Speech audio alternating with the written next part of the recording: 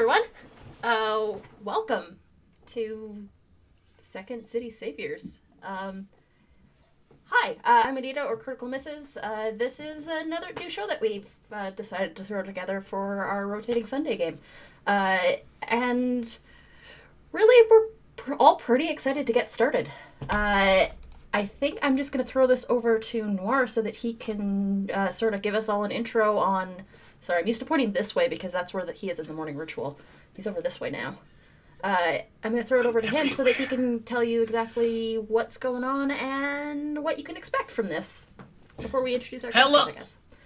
Yeah, hello. How you doing, true believers? I totally took that from somebody, but it's mine now. Hi, true believers. How you all doing today? Welcome to Second City Saviors. This is the premiere episode of a young fledgling team of superheroes who are going to have to make their presence known in the city of Chicago, which is currently going a it's going through a bit of a rough time right now. So I'm very excited to bring this story forward. It's got attachments to a lot of the other stories that I'm telling in this world. Again, be on the lookout for a few of the other Second City shows, as everything that happens here will affect what happens there and vice versa. Again, I am Noir Enigma. It's a pleasure to be GMing in my first series here over at Critical Misses. This is a good ass time. And I think that we should start by introducing ourselves and our characters. So we're just gonna start with you all introducing yourselves, where we can find you, and then the name of your character. And once we hit that full cycle, then we'll go into each of your characters a little bit more in depth, telling everybody their powers and also doling out influence, which is part of Mask. I should probably mention that that's the system we're running, another powered by the Apocalypse system. Mask, the new generation, very, very new to it myself, so I'll be leaning heavily on my players, but this should be overall a good time. That being said, let's start to go around the horn, and I'm going to toss it right back to my bestie, Anita. Please tell us about yourself and your character. Hi, I'm Anita. This is my channel. This is what I do. I'm very excited to get started. Hey, all in chat. I can see you all there. Today I'm playing Tay Getty, and she is she/they pronouns, same as me, and they are the Doomed. But I figured that the Doomed is kind of one of those characters where it's like always going to be a super grim edgelord, and I thought that I'd give her a little bit of levity. Not so much Raven, a little bit less Raven, a little bit more Starfire. Tay Getty, aka Starcross. All right. And next we have D. So D. Oh, hi. Welcome, and tell us a little bit about yourself and your character. I'm D. It is nice to see you all. You can call me D or Riddler, whatever suits you. I am a Twitch streamer, musician, professional DM for the Emerald City Gaming Guild, and just all manner of things, all sorts of things that I get into here on the Twitch sphere and the Twitterverse. Today, I will be playing my lovely child, Tucker Green, aka Wake. They are it's he them pronouns, and they are the name escapes me. The Transformed is their playbook. Yes, the Transformed, and they have recently been given these transmutive powers, and they're struggling to deal with it at the moment. So I'm excited to see how it unveils. Awesome. And next we have Rowan. They're playing Cassie. Please tell us a little bit about yourself and your character. Hello, lovely people. I am Rowan, they, them. I am a writer and a game playing person. And Apparently, I broke my HDMI cable and I don't have my backup handy, so I'm playing on one screen tonight, so I won't be super active in chat like I normally am. But tonight I am playing Cassie Kalina, she, her, who is the Scion playbook, the child of a notorious supervillain. So, a lot of fun things to do with that. Mm-hmm. All right. And last but certainly not least, we have my main man AJ, who's playing Everett. Please tell us a little bit about yourself and your character. Hello, I am AJ, also known as Husha Kid. You can find me on TikTok and Twitch as Husha Kid. And I'll be playing Everett Lozado, aka Echo. And I'll be playing out of the Protege playbook. And yeah, he's a New York native all of a sudden now in the second city. Chi-Town? Chi-Town, Bears 3-0, let's get it. All right, so I'm sorry, I had to throw that in there. Fuck the Packers. All right, cool. So that's our cast. We've got a brief glimpse of our characters. Now, if you are unfamiliar with how Powered by the Apocalypse works, let me just first tell you that it is very different from the more crunchier systems like 5th edition or Pathfinder. There won't be perception checks, deception checks, initiative. There won't be all of that. This is Powered by the Apocalypse focuses mainly on joint storytelling. Each of my players have moves unique to their playbooks in this case being more equivalent to classes. And there are generic basic moves that everybody has. These moves are going to be things like, protecting yourself, unleashing your powers, stuff like that. And another key point of this game is that influence is a major currency that could be spent in this game to assist each other or to call for favors. Each Powered by the Apocalypse system has something akin to this. In Monster Hearts, you have strings. In Urban Shadows, you have debts. In this game, we have influence. So what we're going to do now is we're going to go more in depth into the characters, introducing them to you, explaining their powers, and then we're going to have our players go forth and pretty much share their influence with each other at the start. So we're going to kick this off again, going clockwise with Anita. So Anita, if you can explain exactly what is Starcross? So what can they do? What are their powers? You gave the audience the name of their playbook, but let's elaborate on that a little bit. Absolutely. And then let's go ahead and share that influence. And if I'm not mistaken, your class has a little bit of something with influence as well. So I'm going to stop talking and I'm going to give the reins to you now. So I'm just going to start by reading the opening blurb, which is on the playbook. Something about your powers dooms you. It's just a matter of time before your doom comes for you. Until then, though, you've got a nemesis who needs fighting and a world that needs saving. After all, it's better to burn out than to fade away. So the doomed playbook is generally there's always going to be something that is coming for the character to finish them off. There's a doom track and a doom sign.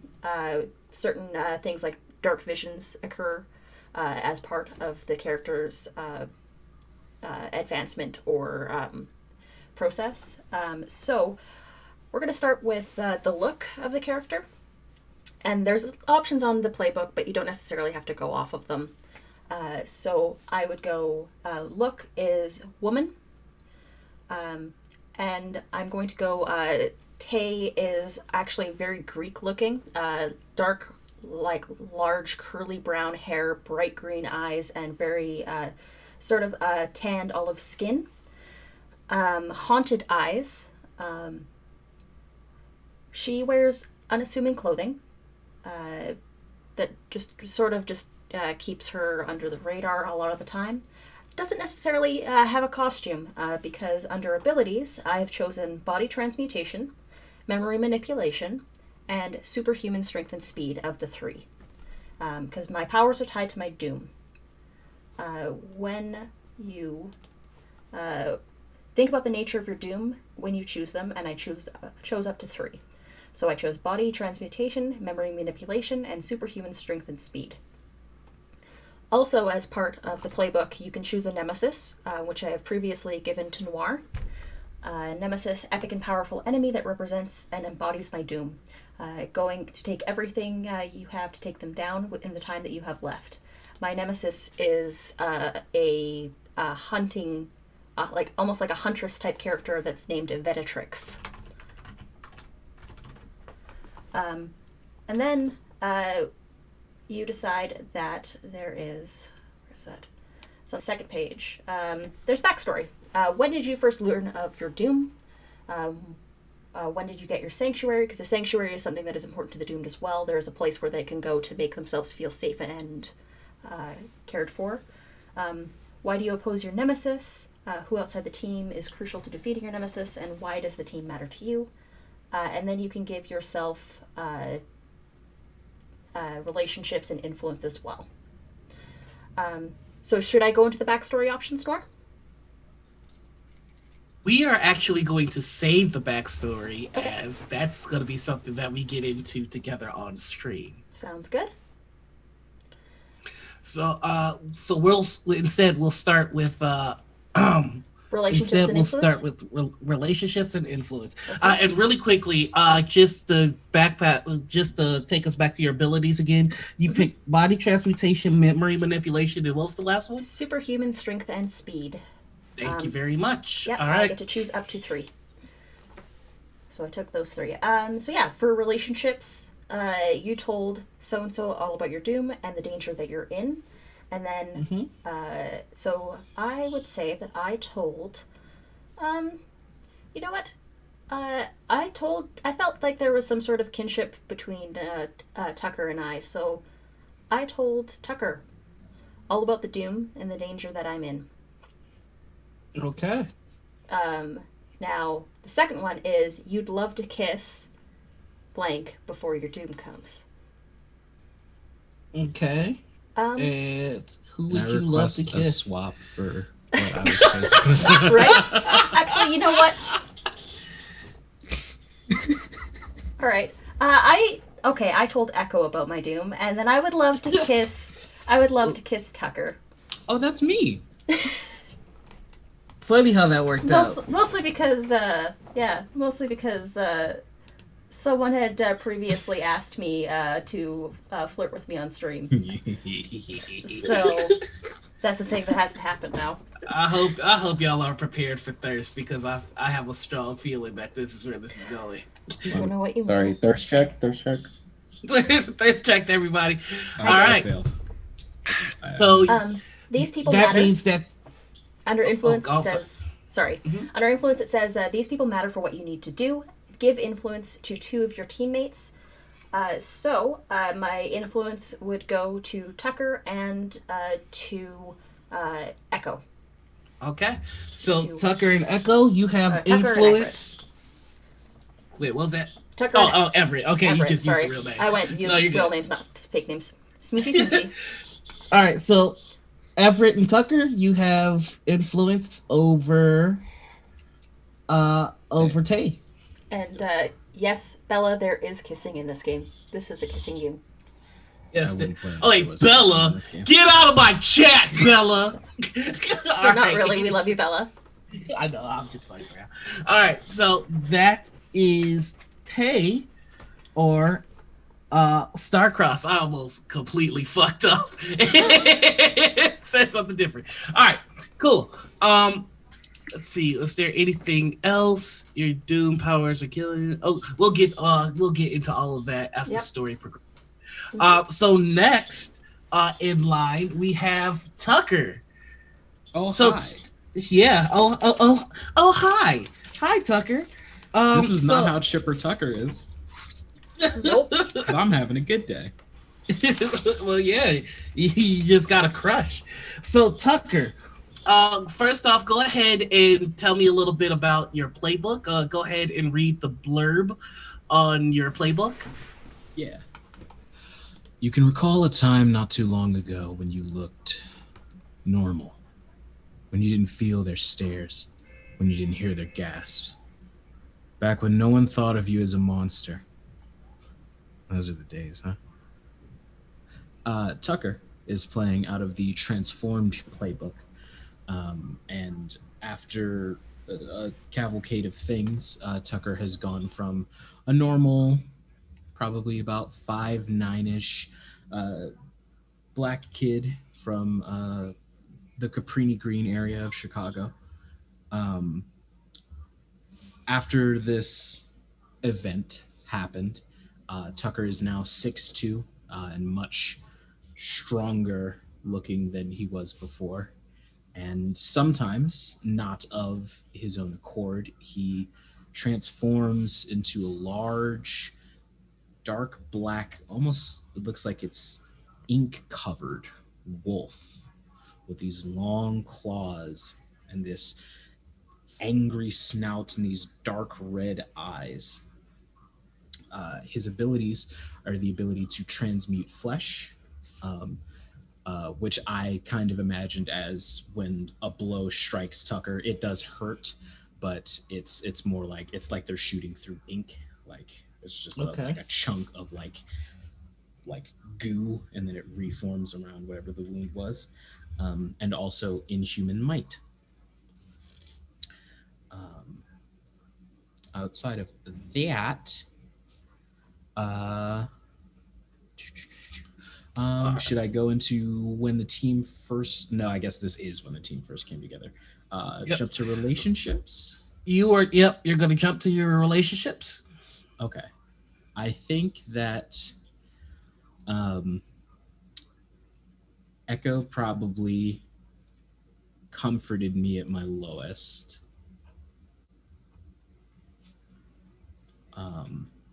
And I would say that Cassie probably knew Tucker before he changed. Okay. And then for influence, I try not to care what other people think, even if I can't shut everyone out. And I would say that Tay has influence over Tucker.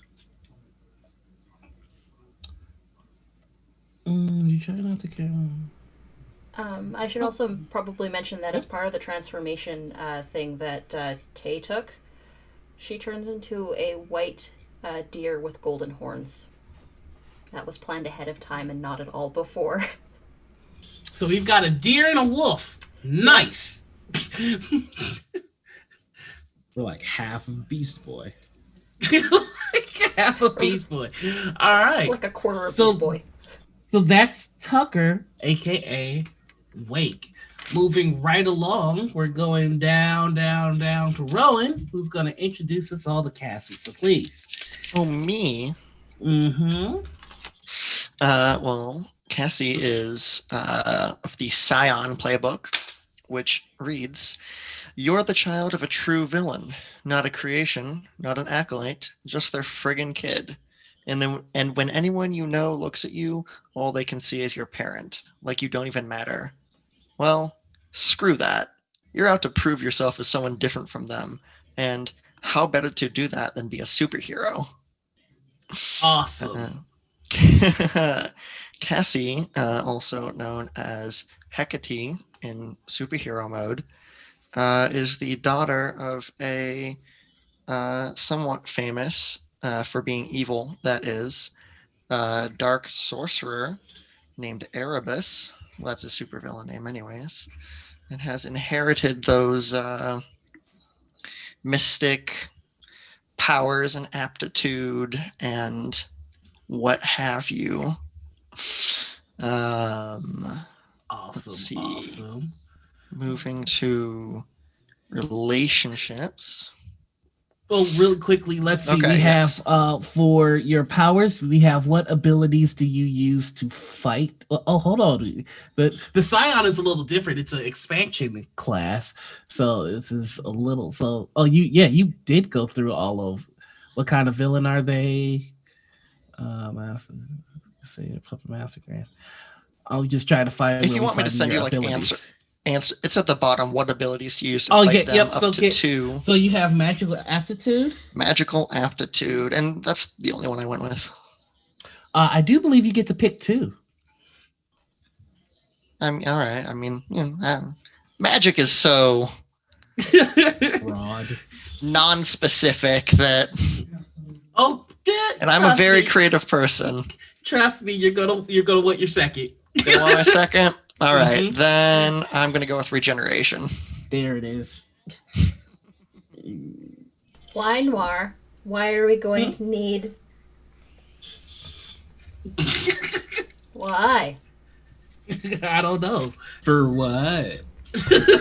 I don't know. Anyway. I'm sure it's perfectly fine. What are you Yeah, doing everything to will be us? fine. Everything will be okay. Sure. What have you done? it's all good. No, I Don't know worry about exactly what's happened. All right, so now we're gonna go to relationships. So please bring it on. So the first one is that someone is the only one who understands what I'm going through. I told them which part of me I wished was more like my parent. I'm gonna say that was Tucker. And then the second one, my parent once fought and thrashed blank. I've got to find a way to make it up to them. Let's go ahead and go with Everett. Ooh. Okay, that's fair. I am not defined by my father, okay? Everett, you got your ass kicked by Cassie's dad. Everett got ass kicked. All right, we. Okay, okay. As many times as possible. Cassie's dad. All right. And then Look, you write your notes how you want to write your notes. I write my notes. You didn't have to go there. You're not wrong, but you didn't have to go there. Okay.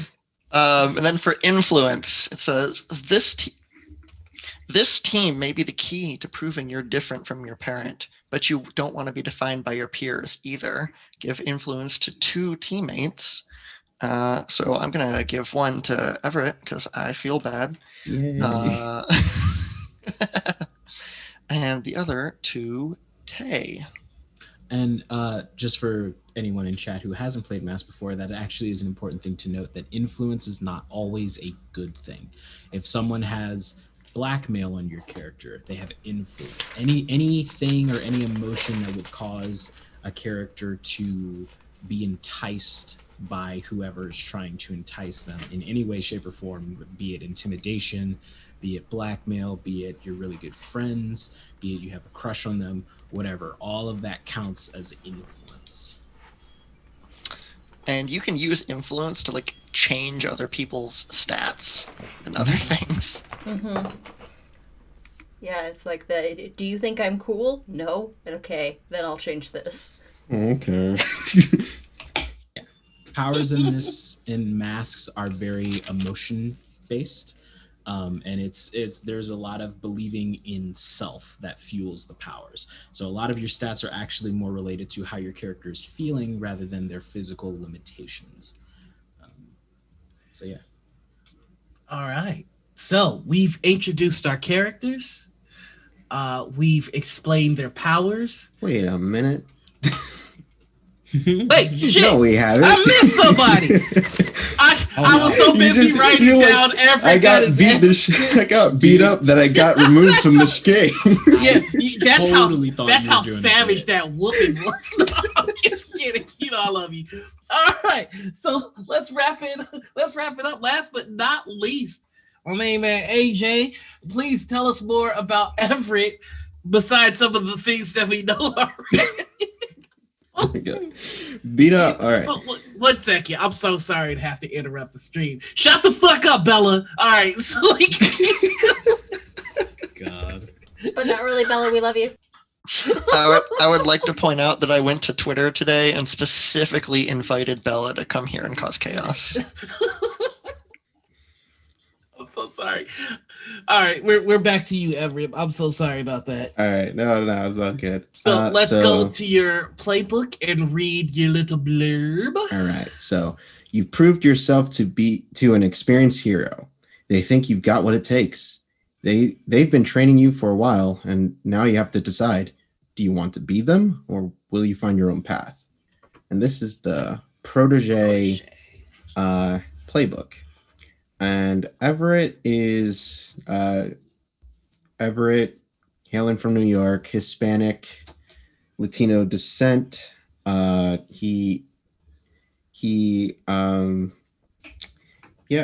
His abilities. So with Protege, you get your own ability, a shared ability from your mentor, and then your mentors, and then you have to state what your mentor's ability is.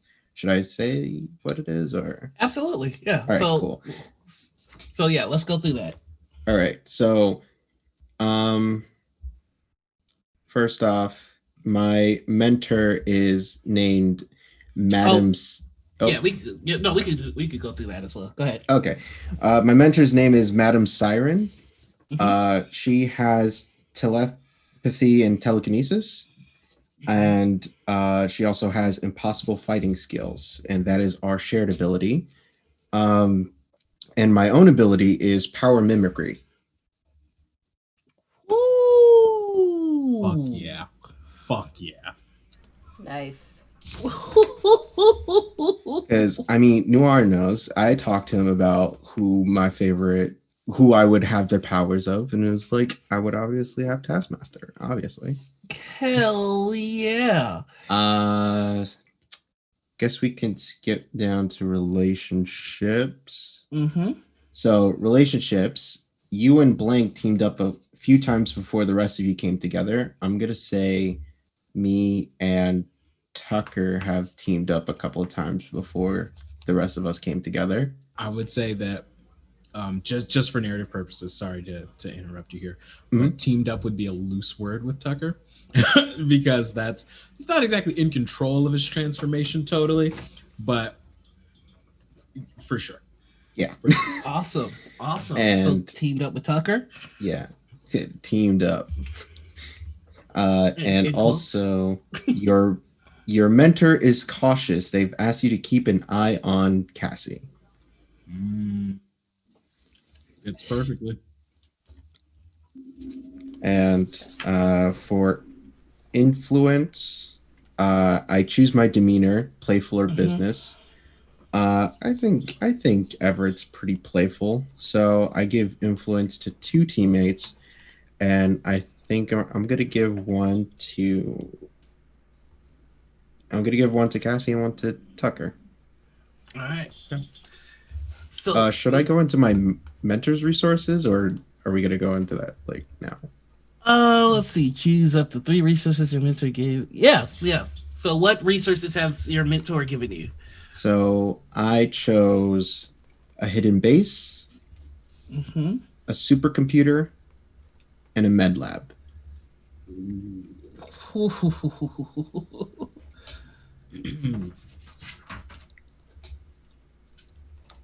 My mentor gave me the hookup.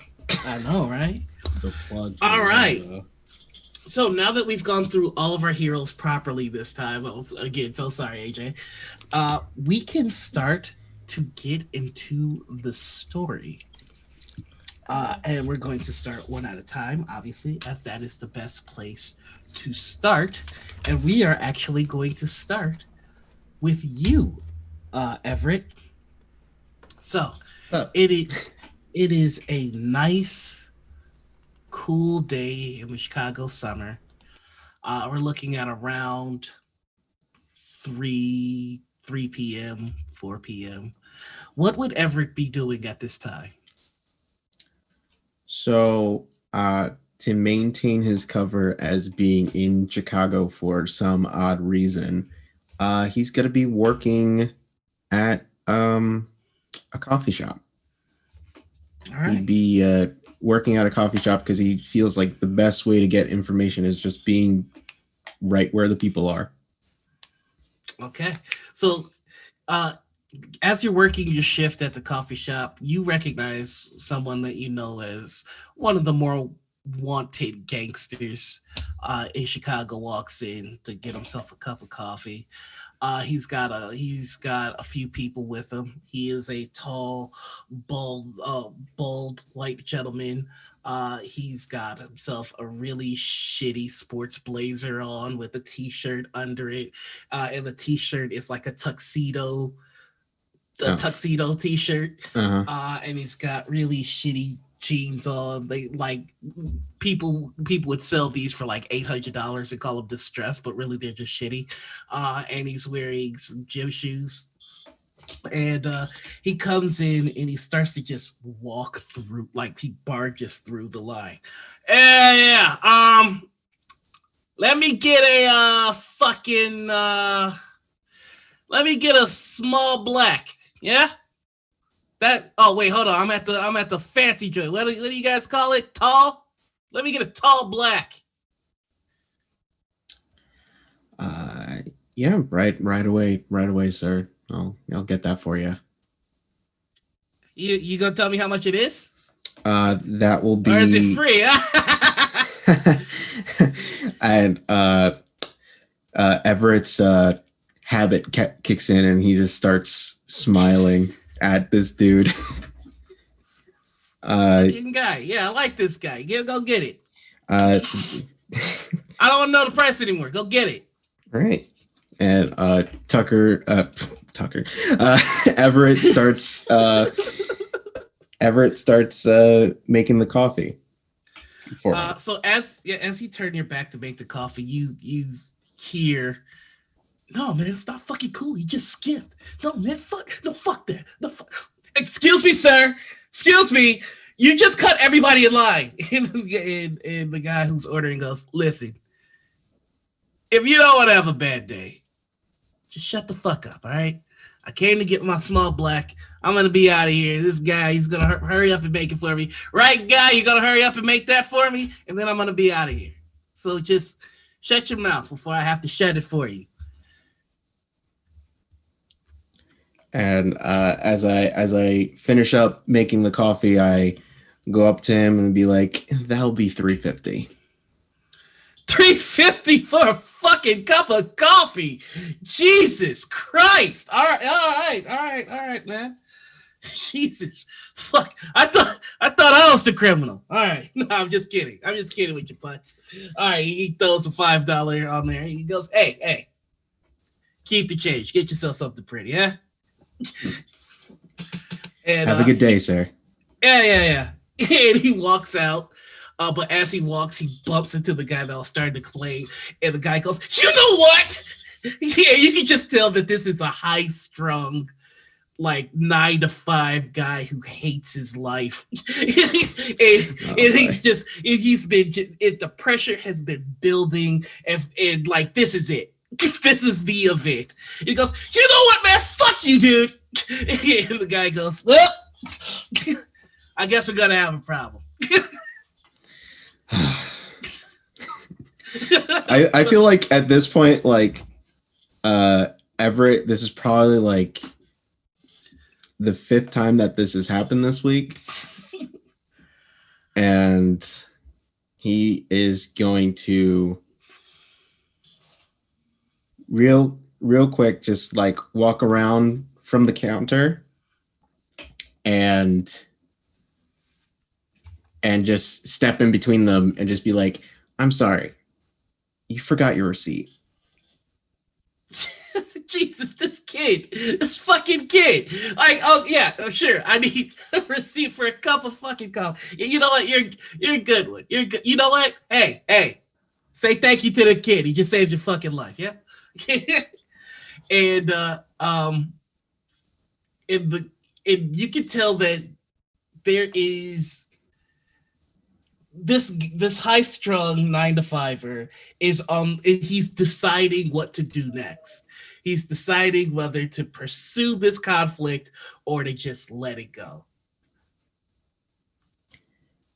I am going to, after I give the receipt to him, I'm going to turn to the guy that from the 9-to-5 is like, and just kind of put my hand on his shoulder and whisper him is like, muffins on me. Go ahead and roll me a comfort or support someone. Okay. What would that be considered under for the label? I would roll on the labels. Yeah, that I'll you know what? I'd say roll that with Savior.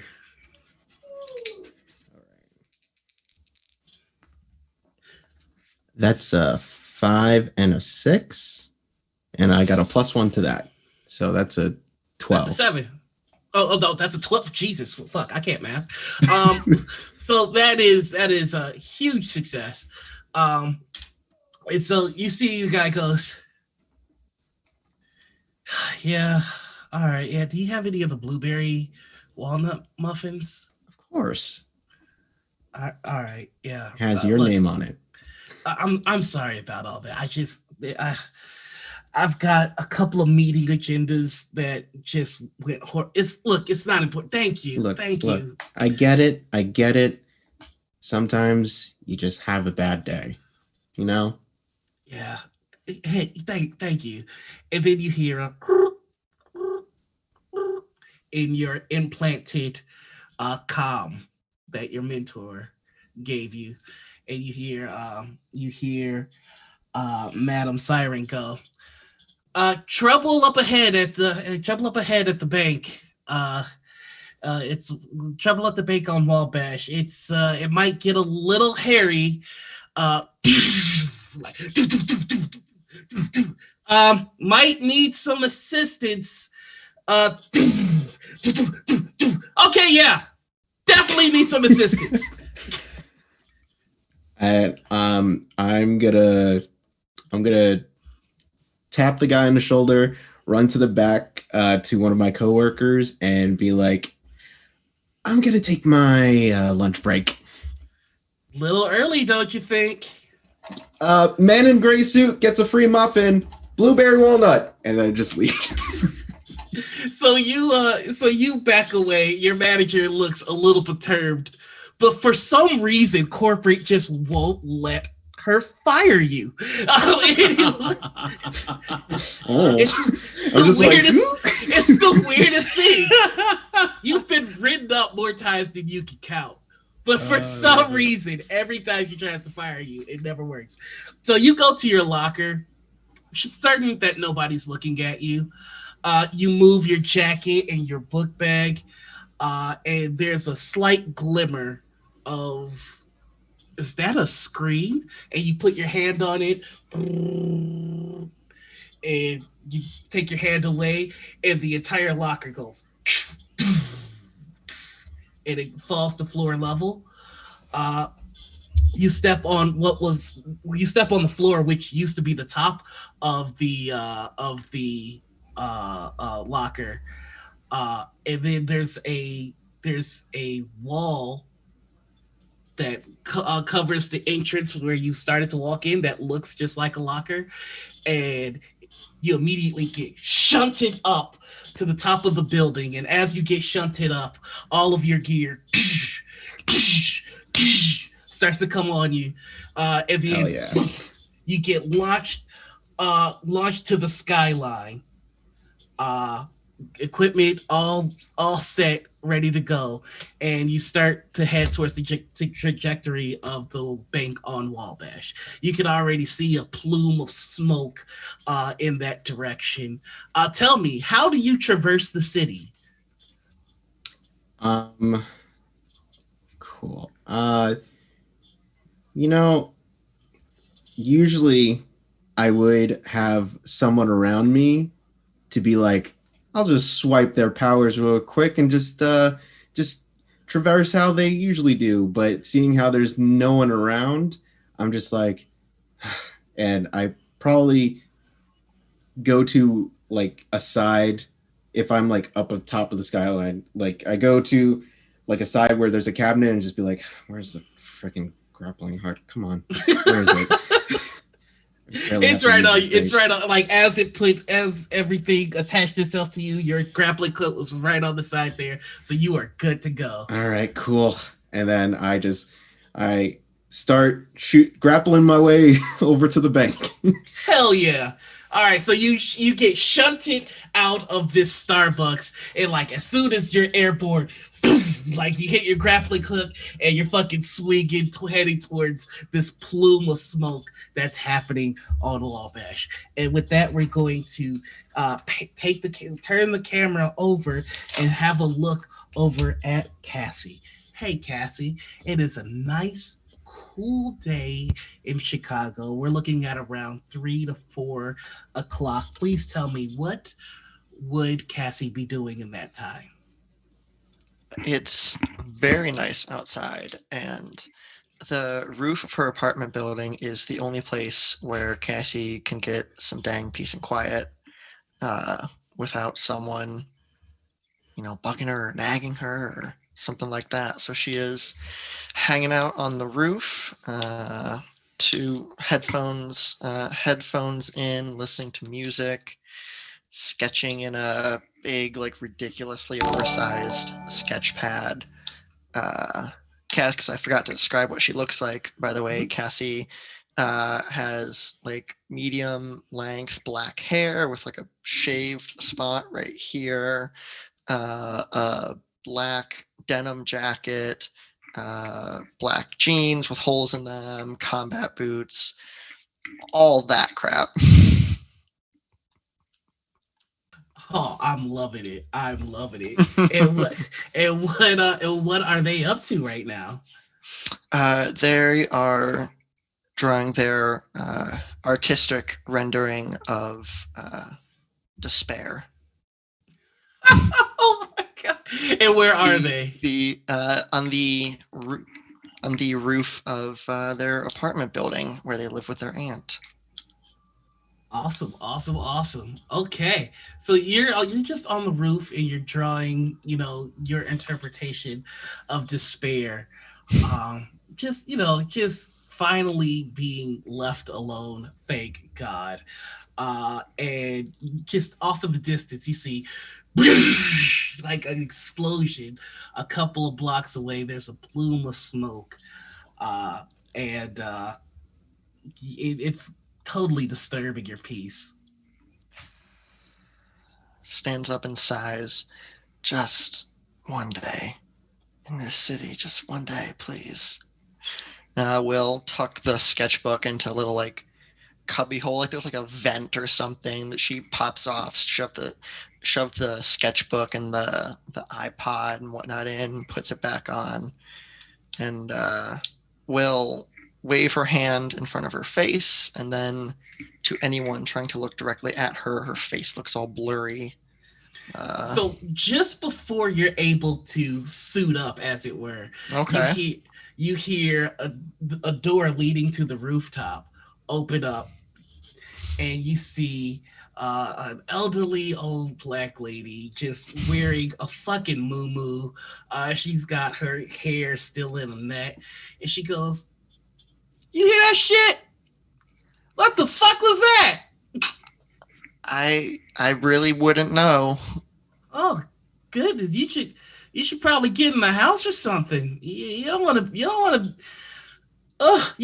out here with all that's going on. No, I will take the fire escape because it is way quicker. Oh, it's way quicker. Yeah. Well, for me, I mean, I can't do it. I got my I used to, but back in the day, I tell you what, but not today. No, I figured you'd be up here. What are you doing up here? What are you up here doing? Just enjoying the solitude. You doodling that sad shit, ain't you? Yeah, you are. Yeah. You doodling that sad shit. Here.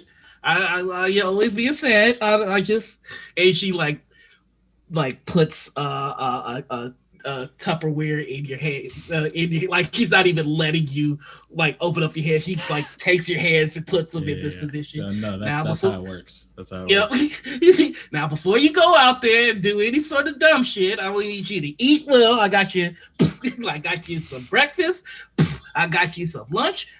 I got you some dinner, and I got you some more dinner because I know you're not gonna eat the first dinner. Don't make me do all this shit for nothing. Thank you. I Is love this- you, baby. Is this someone I know? Or... Yeah, this is you know this as your neighbor, Deborah Jackson. Yes. She is always fretting over you. And it Mhm. seems like whenever you get ready to go off to do some superhero shit, she always seems to appear to just it almost feels like she's giving you a send-off. So so she just now you take care of yourself now, and those that fire escape is tricky. It's tricky Thank you, now. thank you, Mrs. Jackson. Okay, I love you. Well, I'm, youthful and all that, so It don't last forever. It don't. I know it's what you keep saying. No, all right. I'm gonna get out your business. I'll let you go back to doing your sad shit. I just want you to know I love you and be careful. Don't do anything Thank you. dumb. I- Okay. I will do my best. All right. Bye, baby. Okay. Bye-bye. She just closes the door behind her. Check the Tupperware. It's awesome, really good shit. There is a Salisbury steak in there that's just nasty. Just I will get to that later, maybe. I'll tuck that in the vent with the sketchbook and whatnot. All right. And then you go back to doing your suit up. So, like, sorry to interrupt you, but that's Deb's thing. She always gets to you just before. That Mrs. Jackson. What does she know that I don't? So now that you got yourself all suited up, please go back to describing what that looks like for the audience. Let's get into what Hecate or Hecate. I'm gonna fuck this up with you. Hecate. So sorry. Well, let's get into what Hecate is all about.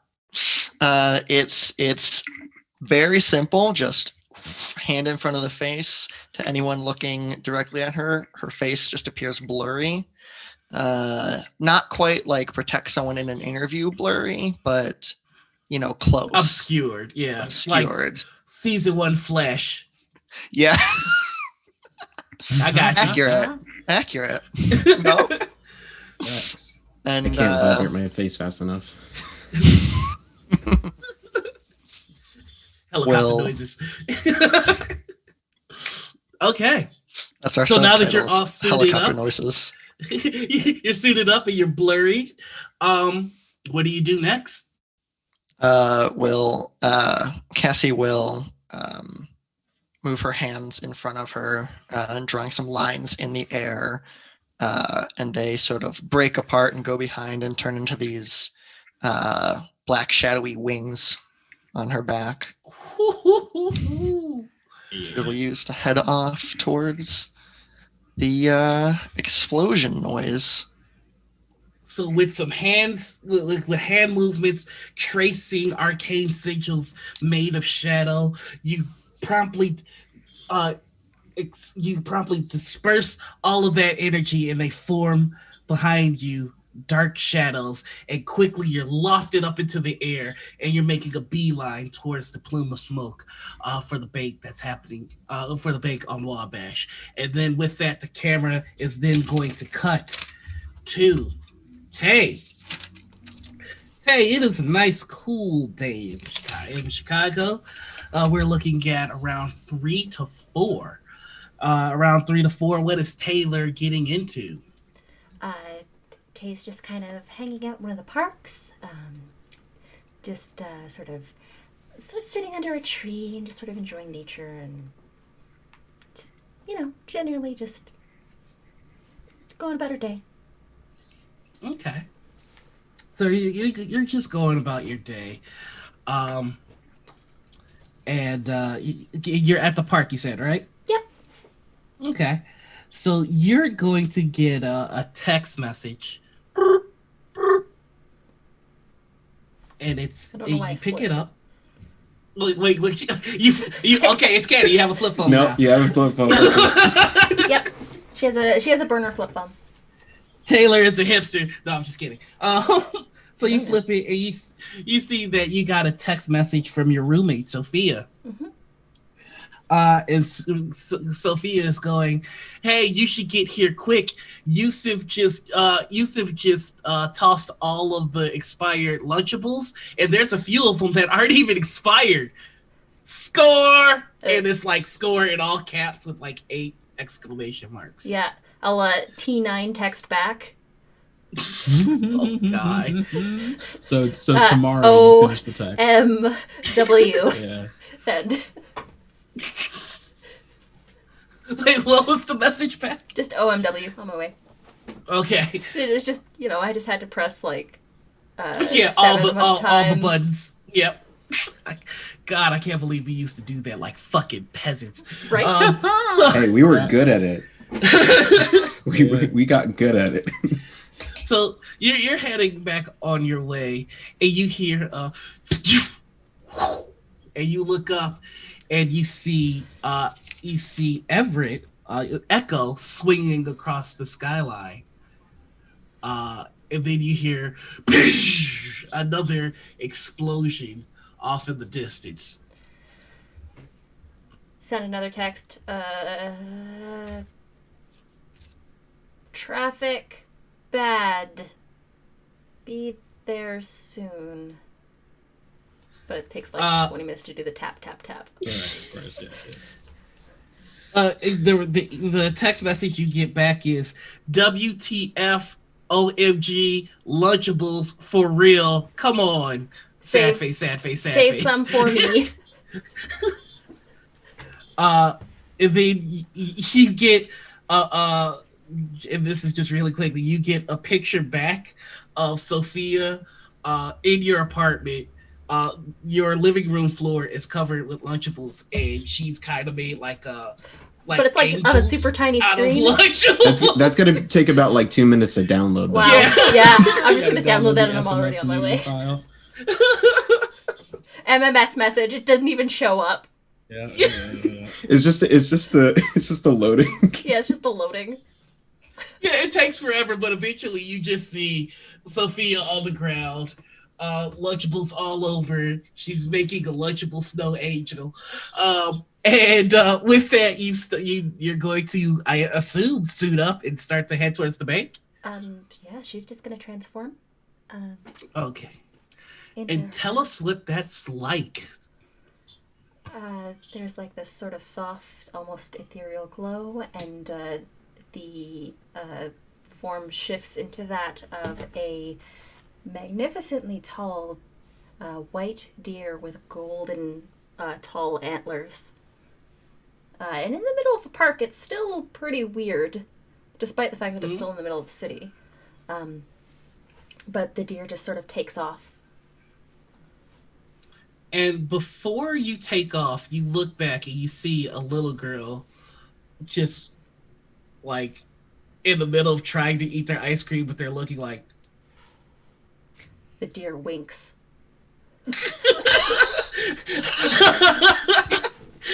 All right. And then when you wink, it's just like the top scoop melts and just. And then you take off and run. Nice.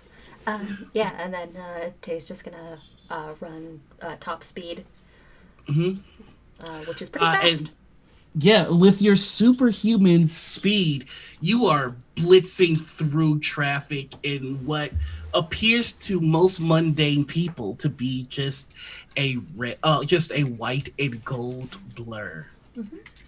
All right, and that brings us to. So sorry, my notebook is a mess. That brings us to Tucker. Tucker, it is a nice, cool day in Chicago. It's around 3 to 4. What is Tucker doing at this time? I am probably on the back porch with Aster, smoking weed and hoping Ma Green can't smell it from where she's sitting in the living room. Aster is gonna take a hit of the blunt.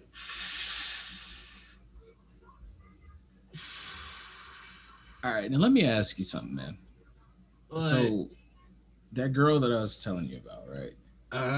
She texted me and said, "Have a sparkling day." Like, what does that mean, dog? I mean, she's into you. Duh. Nah, see, man, you always. No, that's look. It's math, dude. Like, if she wasn't into you, right? Then it would have been like, have a good day, because good is like fucking 4 words, right? But sparkling, that's like fucking more than 4 words, dude. Man, give me that shit. He passes you the blood. I don't know what you fucking talk about anyway, man. You're fucking always worried about everything all the time. Like, you got a permanent, like, you look like a fucking Angry Bird, dude. Oh, well, I'm sorry that I have shit to actually worry about instead of the Rocket League championship, my guy. But some people, you think that's not pressure, dude? Like, fucking, I'm so sick. Like, esports is a real thing. Esports is a real thing. I'm not saying it's not. I'm not saying it's valid. It's valid. Okay, I'm fucking worried. Okay, the other team, they're coming up. All right, I gotta make sure. Y'all gonna get your asses kicked. I'm not gonna get my ass kicked. The rest of my team might get their ass kicked. But that's the same fucking thing. If you got the same team. I mean, I can't make up for the scrubs I got. Like right as he goes, the scrubs I got, and like, you live closer to the bank, so the ground actually moves a little bit for you, and you hear Asta go, yo, you felt that too, right? Or is this like the best shit ever? Yeah, no. Yeah, that what the fuck was that? I don't know, man. It was like, it's just fucking people out here wilding. No. Like, Yeah, stand up and try and see if you can tell from his backyard what's going on. What are you doing? A superhero pose? Like, is that what we do? And like, he stands up and he does like the full Superman, hands on the sleeves. Like, we need to go check this out. Like, if y'all sit your silly ass down. And Tucker just ignores him and keeps trying to see if he can tell. Shit. From what you can tell, the smoke is potent, and you're starting to hear people screaming. And Aster's like, "Oh shit, damn! Like, some real shit's going on." Hey, I'm gonna go check that out. Wait, hold on, time out. What? Just you go put that shit out, spray some Axe, and make sure that Margarine actually takes her medicine. Make sure that she takes it, Aster. Hey fam, what the fuck are you doing? You're not gonna go over there. Are you? And Tucker have you not seen any movie ever? Tucker jumps the fence and he's making his way to an alley. This brother finna die. Like, and you see him like put out he takes a hit of the blood first, puts it out. He grabs his axe and his Clearasil, and then he goes, "Margarine, you gotta take your medicine, ma." And then and with that, you're jumping over the fence. You can hear that Aster is about to go take care of Margarine, and it's only a couple of blocks. You can see in the skyline, Echo is swinging. You look even further and you see on the horizon black wings coming forth, and then like right as you make your way to the bank, just a white and golden blur stops right next to you, and you see a giant stag or deer, I guess would be the word. Yeah. You see a giant deer with golden horns, and right as the deer stops in front of you, Echo drops with a 3-point superhero landing, and then gracefully floating down, just black wings. You see Hecate land gracefully, and then the wings disperse back into shadow, and you're all together. And what you see is the entrance to the bank has been blown to shit. It's been blown up. You see that there are a bunch of people on their knees in the bank. You're behind the police line, and the police tell you that Applegate and Madam. Hold on, so sorry. Applegate and Madam Siren are already inside. I thought this was just a regular stick-up job. I thought they'd have it wrapped up, but they went in, and then there was another couple of explosions, and I don't know what's going on. Look, fuck. He brings you closer and kind of tries to keep you away from the crowd and the cameras, and he goes, "This isn't fucking New York, all right? New York has costume fucks flying all over the place and doing God knows what. This is Chicago. We take care of our own shit, but like this might be a bit much. And we already got the A squad in there. I don't know if sending the, no offense, minor leaguers in there is gonna help." All right. Well, there's more of us, so strength in numbers, right? Yeah. To return the no offense, of course, my man, but seems like y'all need all hands on deck right now. I don't know if you can be picky. All right. Well, just look, try not to be seen. Don't get anybody fucking killed. And take care of yourselves, all right? And with that, he kind of gives you his blessing to go inside. I just look kind of like looking at us, like as we're like starting to walk towards the entrance. Like I just look back and I was like, "That's what we do." Before going into the bank, Tucker is going to take his shirt off, and sort of throw it, and you guys see that he starts dripping like this black ink-like substance that almost comes out of him like sweat, but eventually it coalesces and covers the skin, and he slowly grows probably 1.5 feet taller, and the mouth protrudes into a long snout, and he just goes, It's fucking weird. It's all you hear the cops say. And the deer with golden Metal. horns just sort of gives Tucker like a gentle nudge with one of the horns. see that there's like very barely controlled like just rage and wildness in the eyes, and you nudge and there's the slightest nod, and Tucker just like doof, doof, doof, doof, like up to the door. I feel like I need to actually get a pair of horns for this costume now. I know, right? I actually wanted, just to see how well you were able to do it, can I have you roll comfort or support someone? Sure. That's on mundane, correct? I'm not certain. I've been using Savior for it. Yes. It's Yeah, plus comfort mundane. and support is usually Monday. No, it's plus mundane. Okay, rock and roll. Sorry, we forgot to actually do labels at character creation. You get to add, usually get to adjust them as you want. Yeah, I trust you guys to have that handled on your own. Sounds good. Hecate gives Wake a head nod and a horns. All right, I'm gonna roll comfort and support on mundane, and I rolled a 6. It's not a success. Actually, you rolled a 7 because you have influence over me. Oh, that's there's true. a Yeah, so it's just plus 1 of your roll. So it's a weak So you saw. So the way that I'll play this is that, Wake, you're still fucking taken over by rage, but you can recognize that Tay is a friend. So it's kind of like the sun's getting real low, buddy, kind of deal. Right. Is happening just between you and Tay. So with that, you all head into the bank, and what you see are a couple of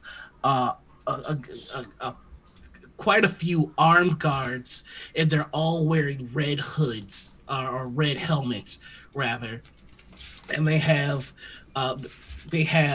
the tellers and the customers all on their knees with their weapons pointed at them, and uh, you can see actually one of the more well-known heroes in Chicago, Applegate, is bleeding out of his chest, and you see a figure in all black holding Madame Siren by the throat. Oh. Oh, so they sent the juniors. Wonderful, wonderful, really. And you see, just with Madame Siren by the throat, he just flings her across, and she just hits the wall. There's a crack on the wall, and she falls. I was waiting for all of you. I wonder if there are any more self-proclaimed heroes. You would figure a bank job would be too cliche to draw you all out, but yet here you are. Sad, really. Fucking monologuers. We have any idea who this is? You don't. He is clad in a black robe. He has a black hood, and the hood is covering his face. Black gloves, black boots, and he has demonstrated superhuman strength. But you know Applegate, and you know Madame Siren, and they've dealt with superhuman strength before, so like, what's this dude's deal? Huh. Tucker rushes him. Wake just like as soon, basically there's like a 3-second period where Wake doesn't just charge this person, and it's just like straight in. Awesome. I'm going to have you roll. Give me just a second to find it. So generally, I did post a little, I don't know if you'll be able to pull it up like right now, but I did post a little PNG, like a picture of the cheat sheet that I compiled when I was running the game, and it's got all the different actions highlighted. I need to find that because I lost it. It's in our green room. All right, so I'll find that, but the role that I'm looking for is it's a role. Yeah, it's a danger role, but there's an action that I'm looking for. Directly engage a threat. Directly engage a threat. There it is. Thank you all. See, this is why you have a great team. So I don't have to be smart because I'm not a smart.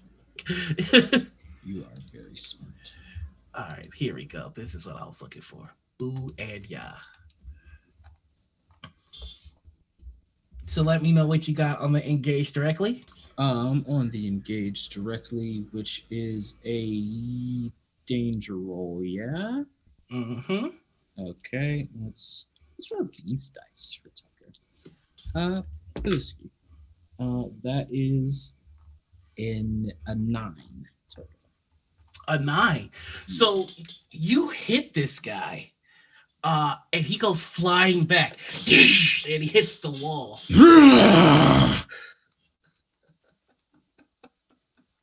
And he just starts to laugh.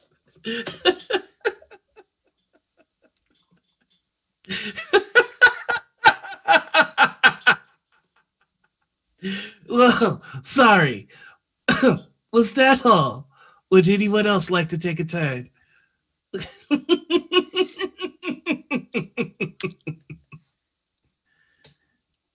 Tucker's gonna all fours just go again. So before you go again, what were you gonna do, Cassie? How many guys with guns are there? There are about 8. You do. Let's see. You do notice when he was hit, it appears that each one of the gunmen flickered a little bit. Okay. Could I? Because I've been keeping an eye on them because they seemed like a big Mm-hmm. sort of danger to the people. Could I roll to assess the situation Absolutely. and take a look at those all of those gunmen? 12. 12. So with a 12, you understand that you start to look at the gunman and you poke and your hand goes right through him. And then you look at the person that they're pointing the gun at and you poke, your hand goes right through him. Okay. I'll look around at everyone else and I'll point at the guy in the big guy in the black get up and say, he's the only real thing here. All of this is fake. You don't have to worry about collateral. And as you say that, you hear Applegate just drop. Like he was clutching his chest, but then he just passes out. Well, darn it. Question. Mm-hmm. What we said it before? What is Applegate's power? So Applegate has the ability to harness the city itself. And that's why Applegate is so well known in the city. He has the ability to transform into animals, and he's got pretty potent spellcasting abilities that are generally Chicago based. Okay. AKA he's a druid of Chicago. Copy that. Okay. So I want to unleash my powers. Okay. And I'm going to mimic Tay's super speed. Okay. And I'm going to combine that kind of with like mimic that and then just go forward and just start beating this dude. All right, go ahead. Roll me a confront directly or attack directly. You know what the one I'm talking about. And Engage that threat. Yeah, that's the Roll one. of Engage danger. threat. that rolls on danger. Oh, Yeah. Mhm. Okay.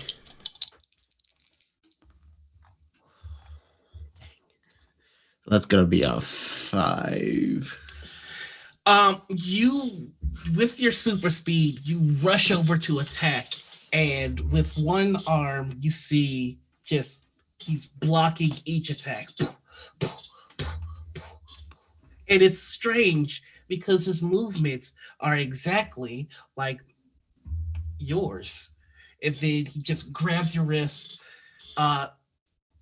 wrenches it to the side, and he holds you by the back of your shirt, basically using you as a human shield for the rest of your team. We're almost there. We are almost there, but not quite. Not quite. See, I didn't come to beat you all. I came to kill you all, and I can't do that just yet. Dude, I don't even know who you are. Well, it's wonderful, isn't it?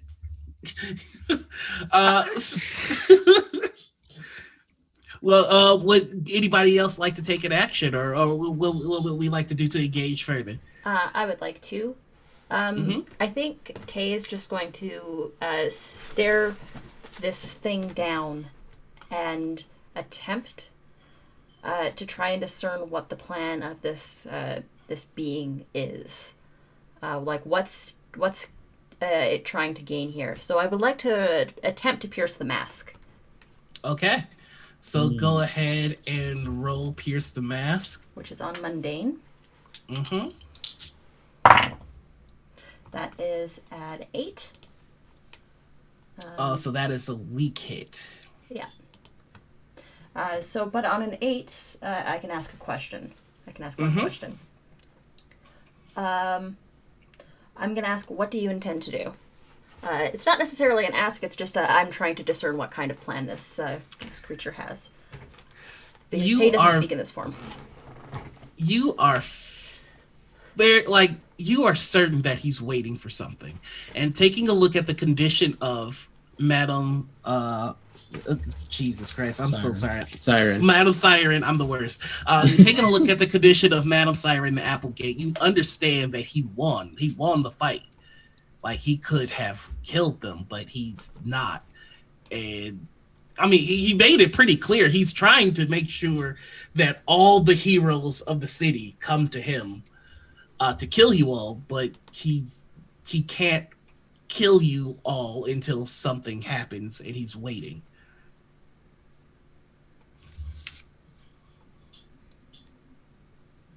Kind of sucks that Tay doesn't speak in this form. Because I've made that character choice.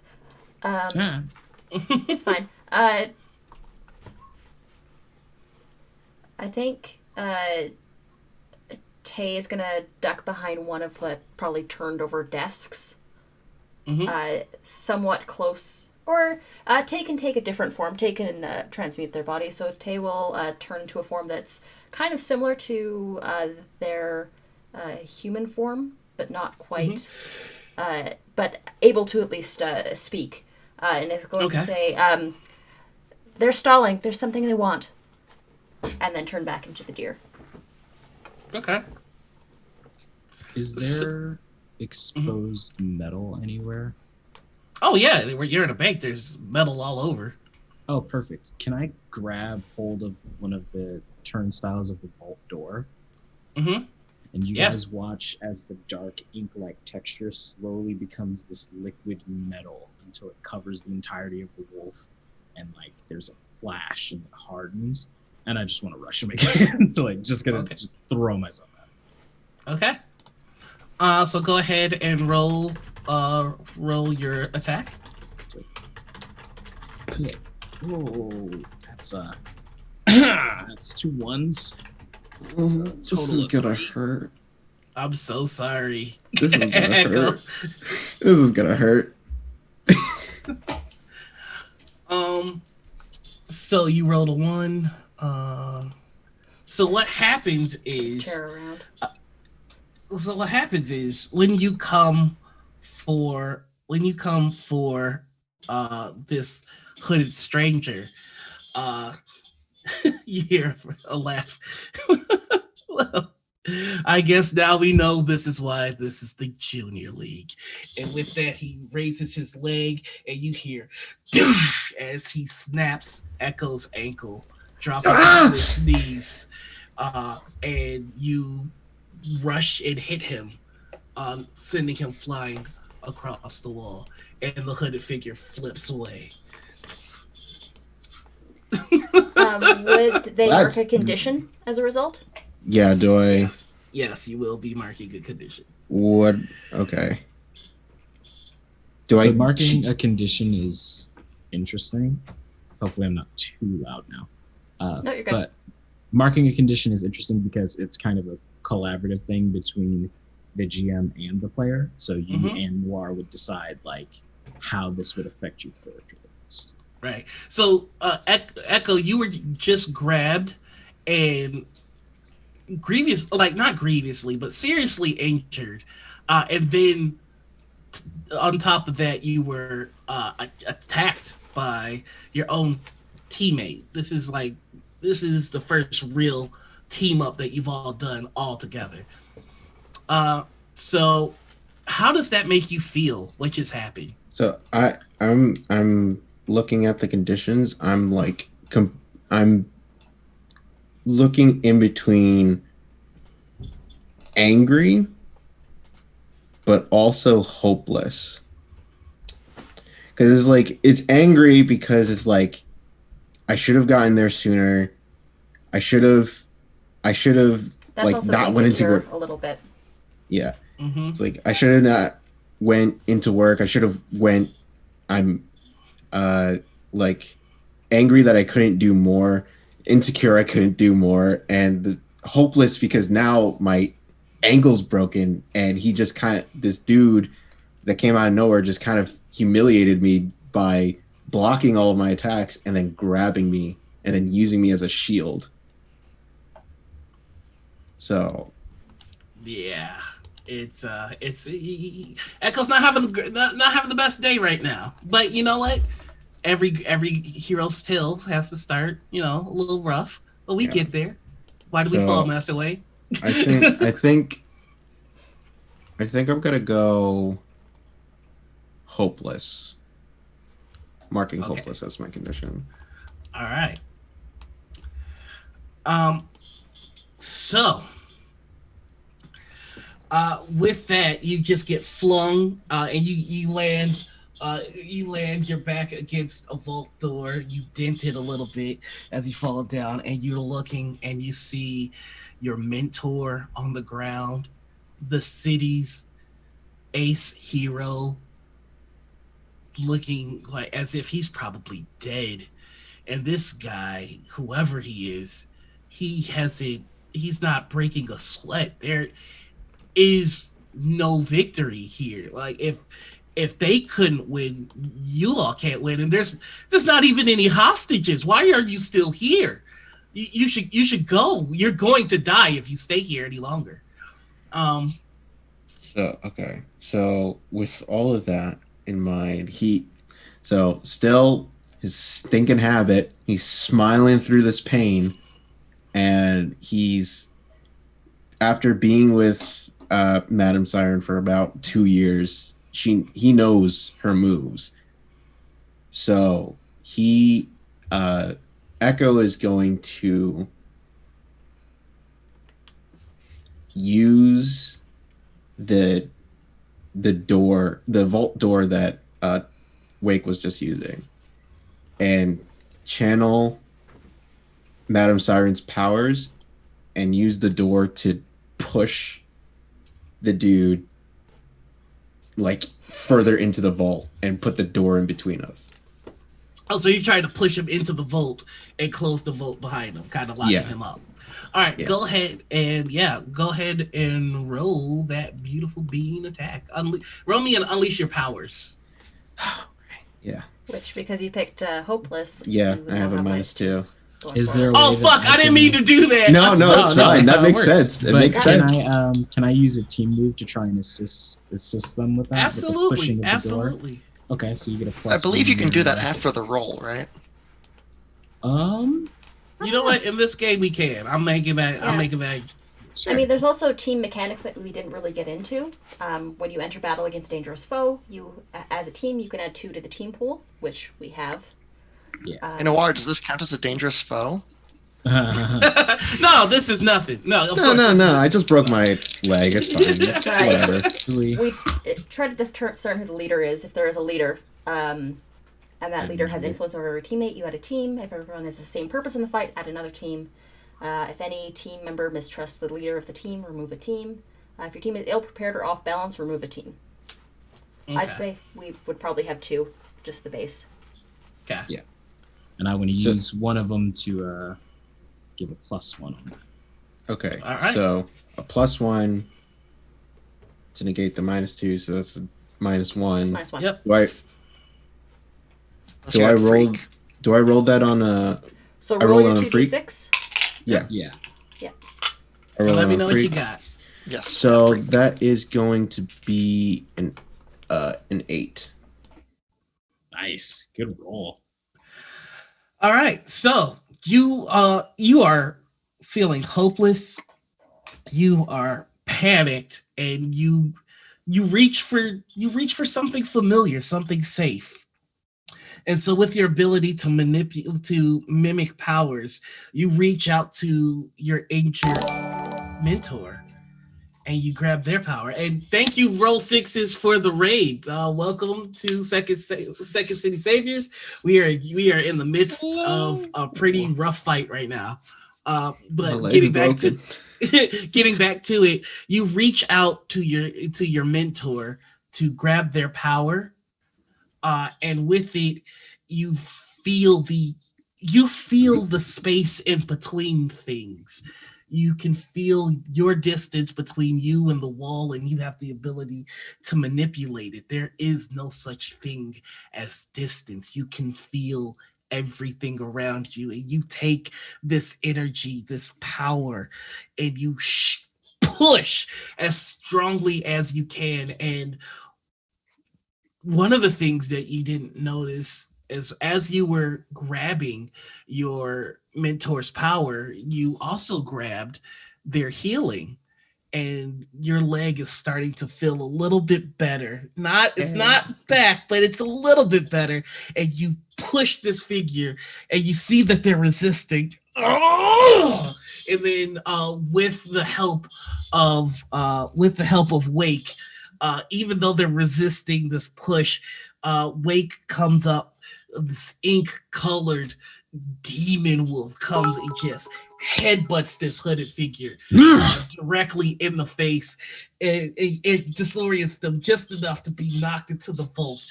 And then you slam the vault shut. To add a little bit more flavor, so Echo has heterochromia iridium. Mm-hmm. So his his right eye, when he starts grabbing Madame Siren's power, turns into like a deep purple and starts glowing a little bit as he's utilizing the power. And Nice.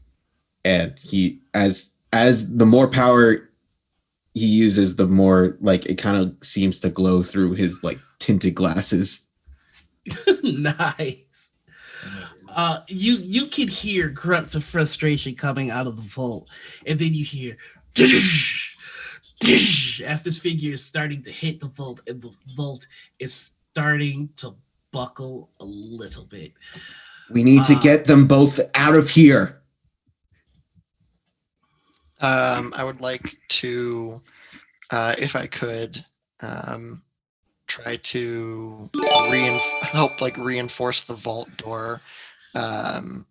Just like cast a spell to just like grab all the furniture and whatnot in this lobby and just fling it at the vault door to just create a barrier. All right, so what everybody sees, and I'm just going to color this a little bit, is just shadows emerge from the ground and just start flinging furniture into the air, and it's all just circling in the air for a moment. And Hecate just points to the vault, and everything whoosh flies to the vault, slamming into it, just creating a giant barricade, and just sealing this vault shut. Is there anything else you all like to do? Help grab people and leave. Yeah, Wake is going to make their way over to Tay and just scoop them up in one hand and set them in front of like some injured people and just kind of like push because words, anger, face. Okay. Hecate will be like flinging things at the door, walking backwards out of the. It's like, this is fine. I'm just gonna do some. Tay's gonna scoop recurring. up one of the fallen people in their horns and start making their way for the door. So the only two actual people here are Applegate and Lady Siren. So you all pick them up and you start to head towards the door. And as you head towards the door, you hear click, click, click, click, woof, and you see the door is sealed with an energy wall. And the energy wall starts to display. It starts to create a display, and you see the scene in Jurassic Park. Didn't say the magic word. Didn't say the magic word. I want to punch it. And Echo, you immediately recognize that this is the work of Crimson. Didn't say the magic word. God damn it, Crimson. Didn't say the magic word. And it just keeps going. Freaking new. Punch.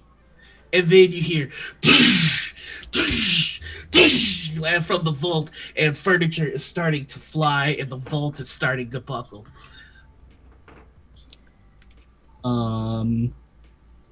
Yes. Yeah, Tay is going to gently set down the people that they picked up, and is going to line up as far away from the vault, like, I guess as long, and get a running start for when that door eventually opens, so that she can just headlong gore ram into it with the horns. Is just sort of trying to time an approach. Okay, so you're just getting yourself ready for when this thing comes out. Yeah. I look over to Wake and like, Wake, we're probably gonna need a different exit.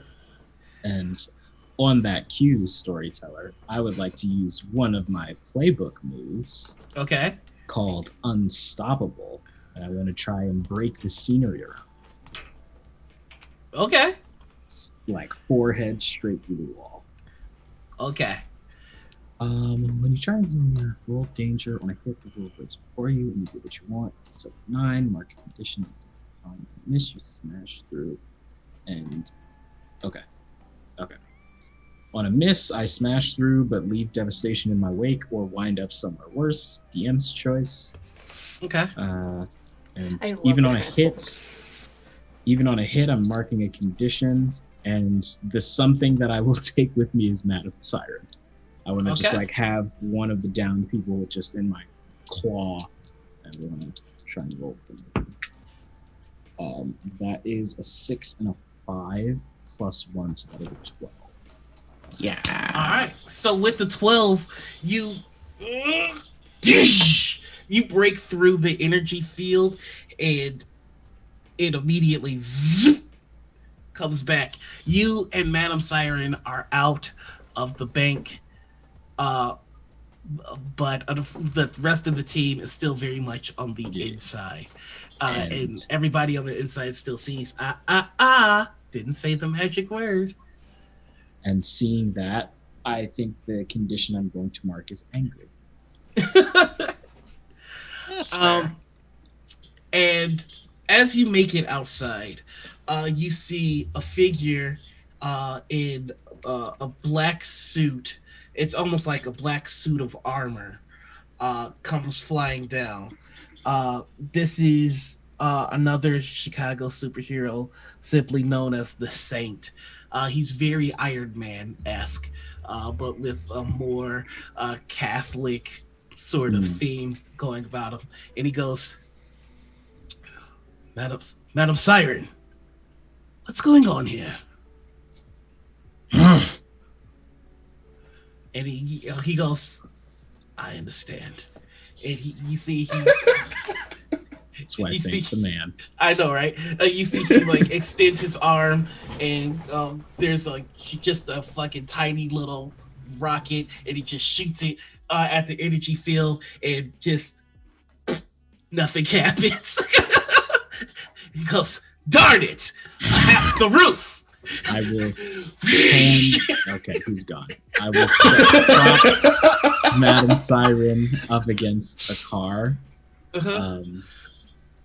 And we can do this after everyone else gets a chance to do something that they would like to do. But I want to make my way back toward the ocean.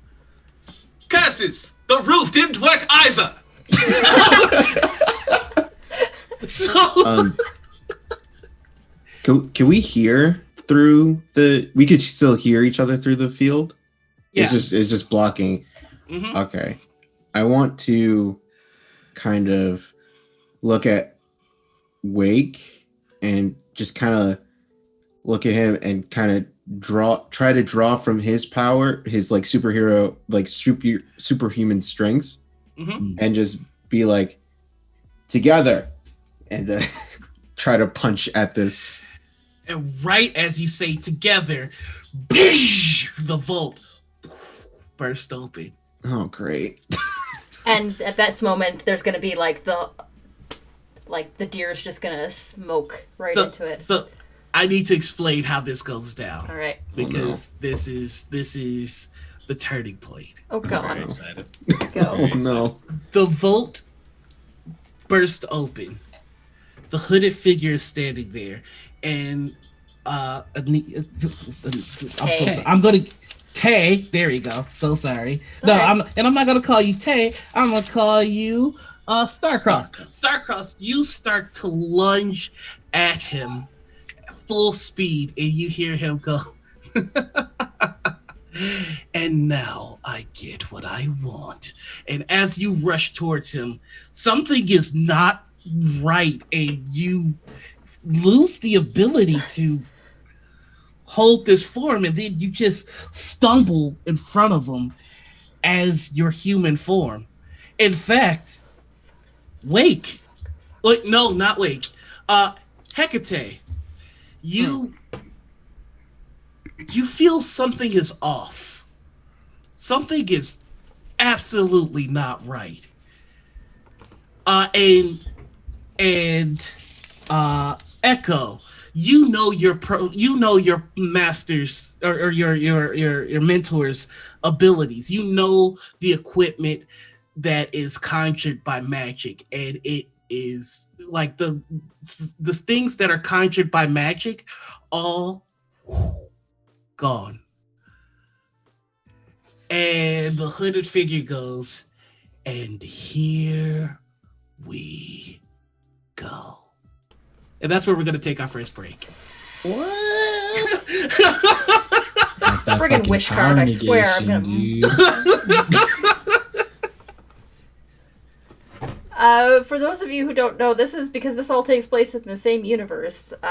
Trouble in the Second City, there's a one-shot that occurred over on Chromatic Chimera that I was part of, and yeah, there's some events that happened there that are currently affecting this game.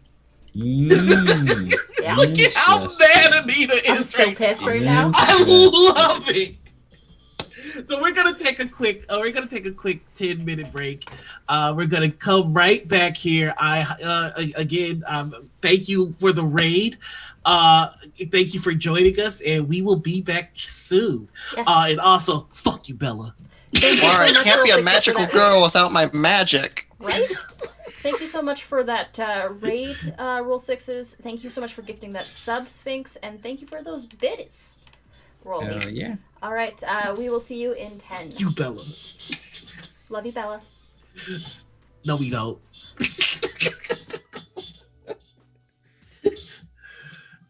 You guys having fun so far? Yeah. Yes. Okay. I'm glad I'm the first one to be injured already. I know that was. Oh no. That's fine.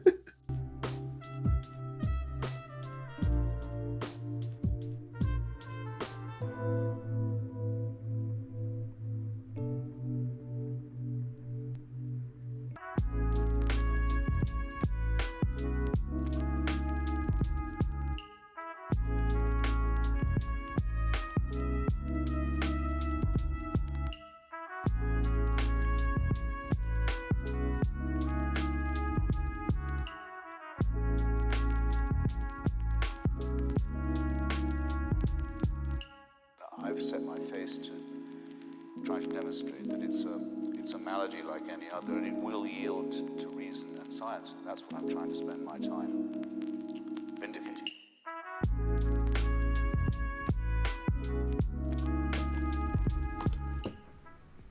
Welcome back. Here we are. Hey. Hello back. Hello, true believers. Welcome back, and thank you for hanging out and holding out for our return. We're going to get started with Chapter 2 of Second City Saviors. When we last left off, our heroes had encountered a black hooded figure who appeared to be orchestrating a bank robbery. Upon further investigating the scene, they found out that the bank holdup was all a ruse in order to attract as many heroes as possible, including one of the city's most beloved heroes, Applegate, the spirit of Chicago, and also Madam Siren, who is Echo's protege. They were all beaten. First. Wait, what? I'm Madame Siren's protege. Shit! The other way around. Anyway, the heroes were beaten, and their younger counterparts came in to help them out. They encountered a lot of resistance from this Black Hooded figure, with Echo being injured and Wake being manipulated into attacking his own teammate. But eventually they recovered. Sent the villain flying into the vault, locked him up, and tried to get out. Currently, the only ones successfully out of the bank at the moment are Wake and Madame Siren. And the villain has escaped from the vault, where Starcross attempted to launch an attack, only to be reverted to their human form, and to fall at the foot of the villain, who is laughing, saying, Now we can begin." So that is where we're going to pick back up. So what you're saying is that I'm the only powered person other than this villain inside of this building, really? Well, I have regeneration, so yes, there. Hecate can regenerate, but I can get beat up so much. So any magic-based abilities seem to have been cut off, and there's no clear sign as to why this has occurred. But it seems that this is what our villain was waiting for. And with that, the villain picks up Starcross by the neck. Who has none of their powers right now. Yeah. Because all Great. her powers are gifted by something else. Well, this isn't the first one I wanted to dispose of, but I suppose beggars and choosers. Right. What do you all do in response? I want to use one of my protege moves, Mm-hmm. and it is going to be mindful of your surroundings. When I assess the situation, I may ask one additional question, even on a miss.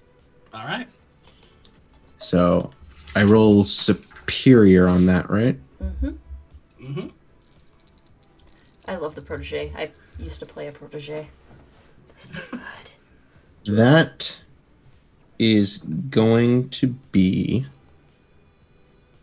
a 9.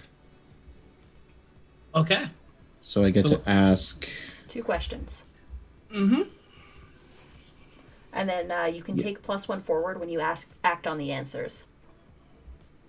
Yeah, I'm just looking on the list of questions. Okay.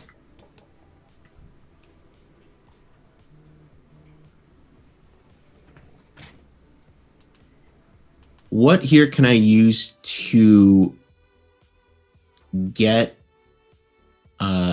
Starcross to safety?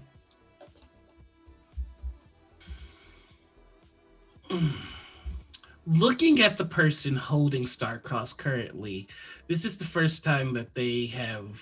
This is you're slowing things down finally, just like your instructor taught you, and you're finally paying attention to the acute details. And one of the things that you notice is that the hand around Starcross's neck seems to be gauntleted. It seems to be wearing a gauntlet, and the more that you look at it, the more that you are starting to notice that this figure is. The hood is covering up the robe, in fact, is covering up that this person seems to be in some sort of exoskeleton suit.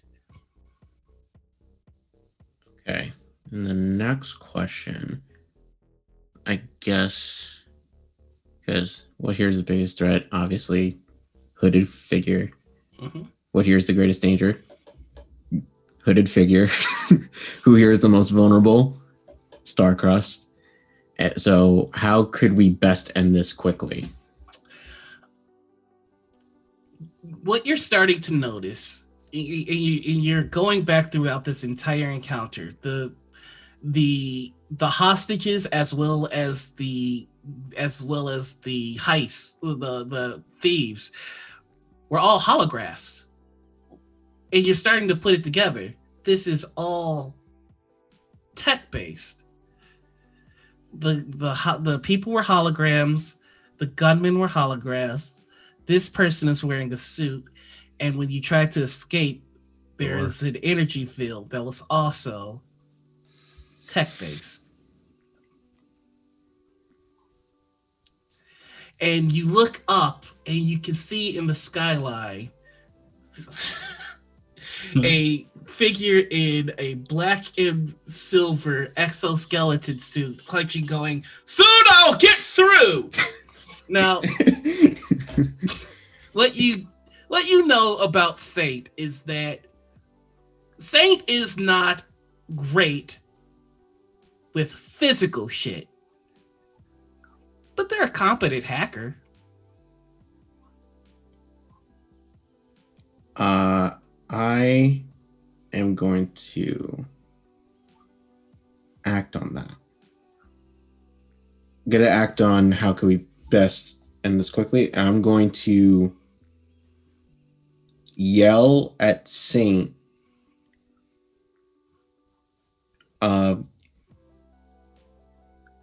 Hey Saint! Yes! Could you use an EMP?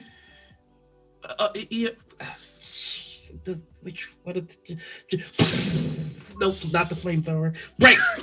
EMP! Saint is so useless. I love him. He's the I best love- hero. He What must do be you mean? protected at all costs. I the only am way. actually going to roll to see if Saint successfully does this. That's Now, fair. now in Powered by the Apocalypse, the DM does not generally roll. God, please don't make a sound. There we go. Awesome.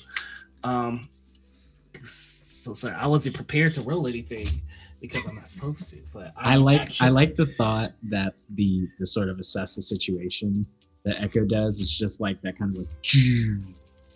And the Echo I am is- actually like detective. I am actually like detective mode on the Arkham games. Yeah, Also, yeah. Same, I same. immediately pulled out a perception die, or a percentile.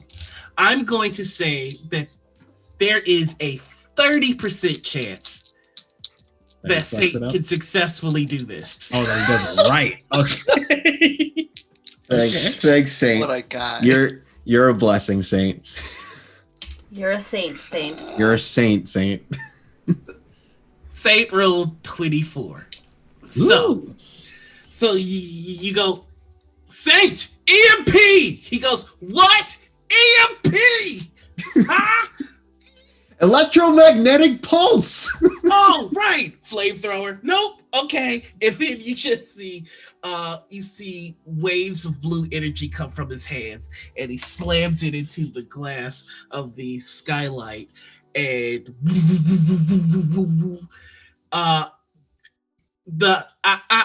didn't say the and that goes down, and you see the figure holding Starcross go.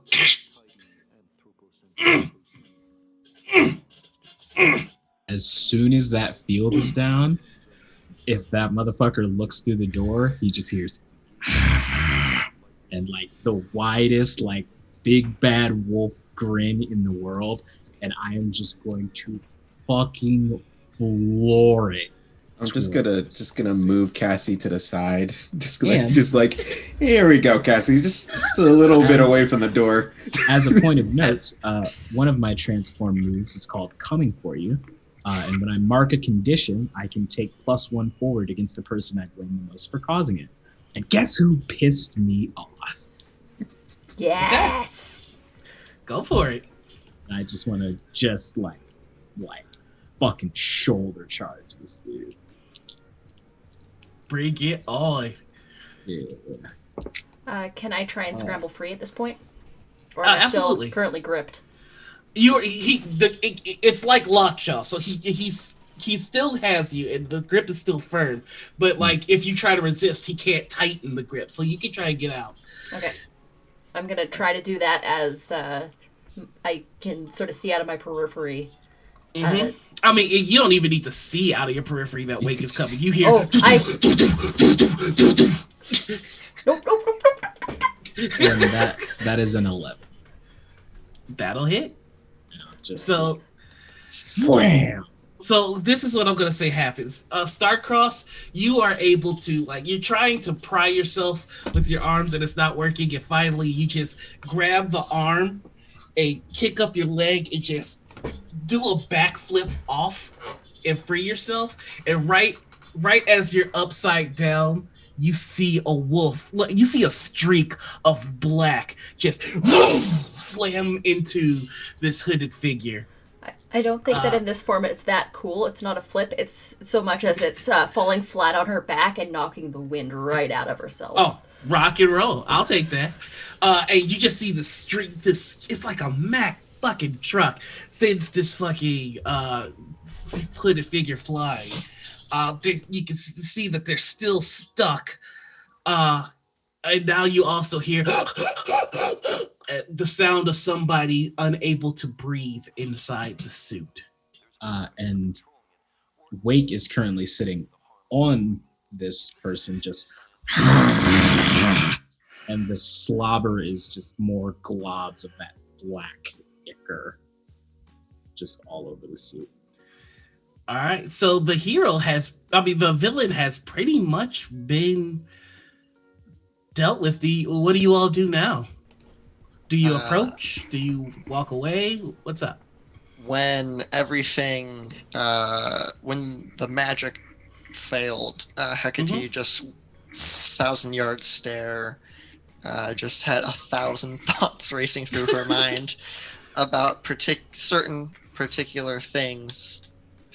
But with being yanked out of the way by Echo and everything, and Wake crashing into this dude, just snaps to and goes, okay.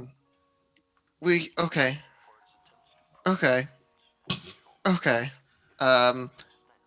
we good? We good? I'm gonna walk towards this as Wake is currently sitting on this dude. I'm gonna walk towards him, just smiling through the pain and just out of breath, and look like anger is in his eyes, but just like still has a smile on his face, and it's just like, now, who exactly are you? You're working with Crimson. Who are you? Do you take the hood off? Scooby-Doo style. Yeah!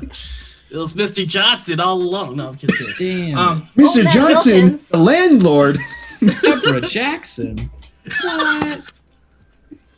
Who could have known? I would have got away with it too, baby. No, so you take it off, and it's just the helmet is just there's metal pieces on the side where the ears are, and then there's a metal chin, but the rest of it is just black.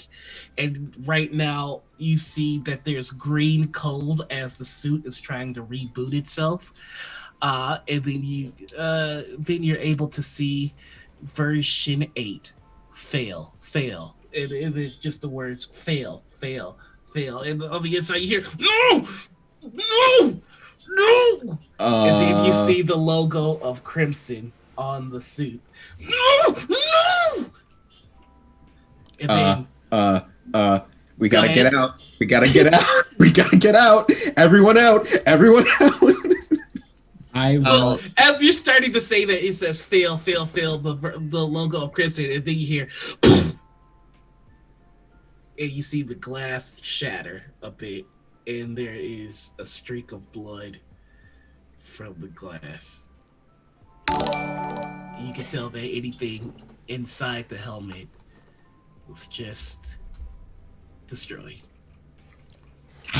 Well, I like how that was the exact moment that someone decided to follow. Thank you for that follow, two Thanks. bongs. Hecate goes and will kneel down next to Starcross and be like, Are you okay? Yeah. They're sort of sucking air a little bit. Goes to cast like a healing spell and then just stops. And... Mine's So not working you do either. the arcane tracings, and there's sparks of magic, but as you go to expel and to conjure the spell, you feel it faltering. Just What's happening? I don't feel the connection. I don't like this. so okay. So I'm going to I want to seeing Hecate and Starcross kind of powerless and Panicking right now. and panicking and Big seeing time. like I'm recovering, but I'm still injured, and Madam Siren's injured, and we don't know how Applejack, is it Applejack? Applegate. Applegate. Applegate. And how Applegate is in critical condition, and they're both in critical condition, probably dead. I am going to look at Wake and look at Saint and kind of try to draw Madam Siren's power again, and just be like, we have to go to the base. And seeing how me and Wake have teamed up before, I'm pretty sure Wake would know where the base is. And as you're saying this, the body of the hooded figure, you see there is jump jets on the back, and it props itself up. And you can tell clearly inside that whoever's inside is dead. And the scripting is no longer on the face. It's now just two white eyes and a line, and it's a smiley face. And it goes, "The age of magic has ended, just as I predicted. The math was simple, really. It was only a matter of time. Now is the time of the new gods. There is no room for heroes in my world. There is no magic word." And Echo is going to, as it's going, he's going to smile at it, and is going to be, Crimson, there's always room for heroes in this world.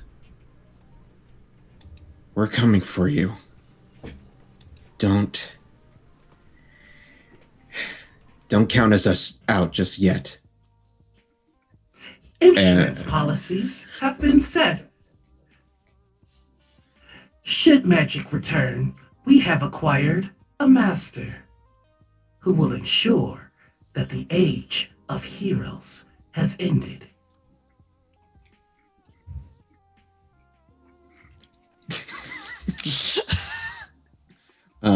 And I'm gonna draw my power from Wake and punch a hole into the stomach of it. Yeah.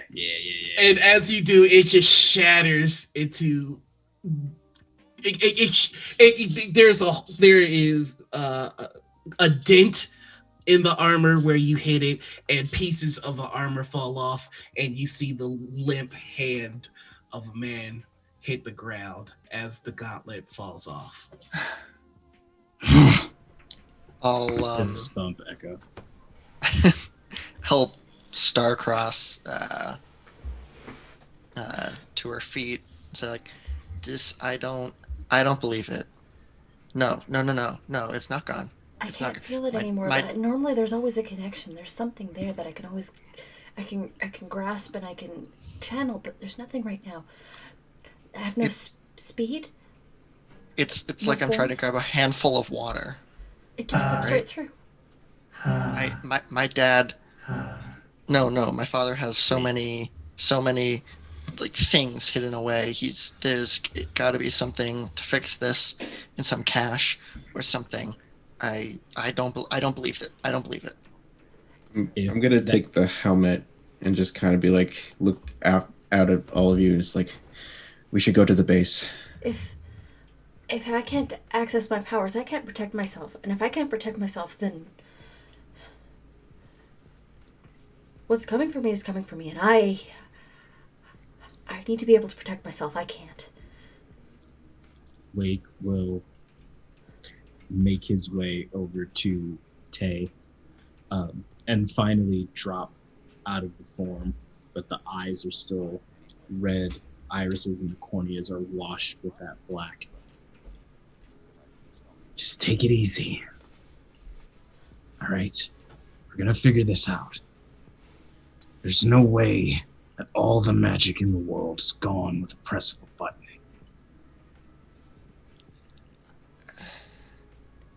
And right at that moment, the glass shatters as Saint comes down, and he's doing the Iron Man landing, but he lands like on a stack of papers, which all ignite into flames. It's like, I'm here. Did my EMP work? We're kind of going through something, man. Yes. Sorry. Yes, Saint, it worked. Please get Applegate and Madam Siren. We need to go back to the base. I'll make sure that they get to safety. You all take care of yourself. Thank you. I will put Tay on my back and say, hang on. And I will transform back into the wolf form and scoop up Cassie if she's okay with that. I'm good. And I guess that Echo said I knew where the base was. I'll just start doing Hulk jumps. Just And I think to Wake, I'll say, listen, I know I don't have my powers right now, but is that guy fucking useless or what? This suit enhances my hearing. My feelings are only partially hurt. Away! Away! And he says his catchphrase, Amen! And he flies away. Hey, Preach! just remember, we are just a man. good lord. 10 out of 10. I'm just like, Everett's just thinking to himself is like, God, I'm pretty sure Crimson always just messes with this dude. Like he always, like, it's not even like he never actually confronts him ever. It's just always like he just tunes out one of his tools on his belt. Oh, absolutely. Like Crimson, and this is the most devastating thing that has happened to you that Crimson has been a part of. Normally, Crimson is just poking at you. Like, Crimson will definitely, like, if you're playing a game of, like, Madden at your hideout, Crimson will be on another team with 99 stats and everything and just wreck you. Like, Yeah. It's just that kind of playful nuisance, but this is to another level. Yeah. So as Wake is like leaving with Cassie and Tay, I look back at the ruined body and ectoskeleton, and I just kind of like I take the helmet and just kind of looking at it. It's like, what? This definitely isn't Crimson. This is Crimson's work, but it's not like him to do this, and just kind of taking it with me, and then just kind of grapples towards the base. Oh, You're you're muted. I was like, go ahead and roll me a pierce the mask. What do I roll that on? I believe that is mundane. Indeed, it's That's gonna be a 9. Okay. So you could ask me 2 questions right now. You've got this helmet. You could ask me 2 questions.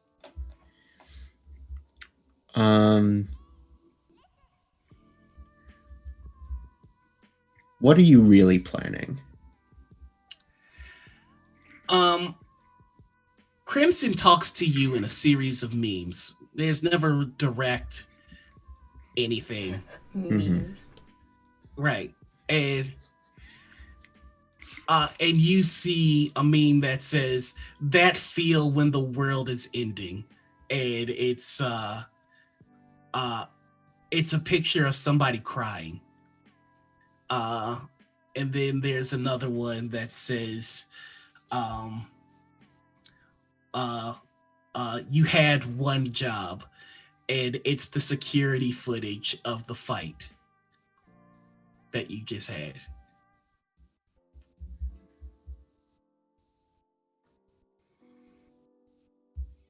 And it's playing on the inside of the helmet. Mm.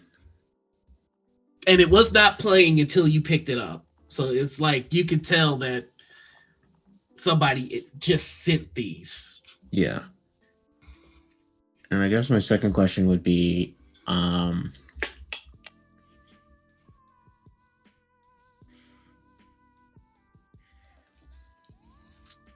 want, this is tough. How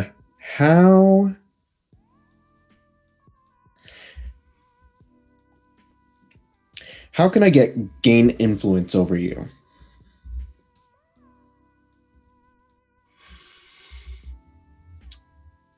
Crimson. So the thing about Crimson is the more you interact with Crimson, the more you kind of get the feeling that they're a little bit of a fan of yours. Great. They're I mean, it's a toxic fan for sure, but they're a little bit of a fan of yours. In fact, you see a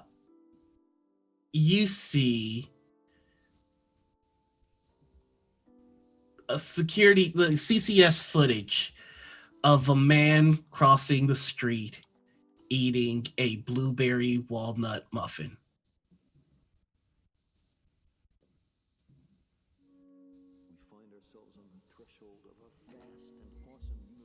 Okay.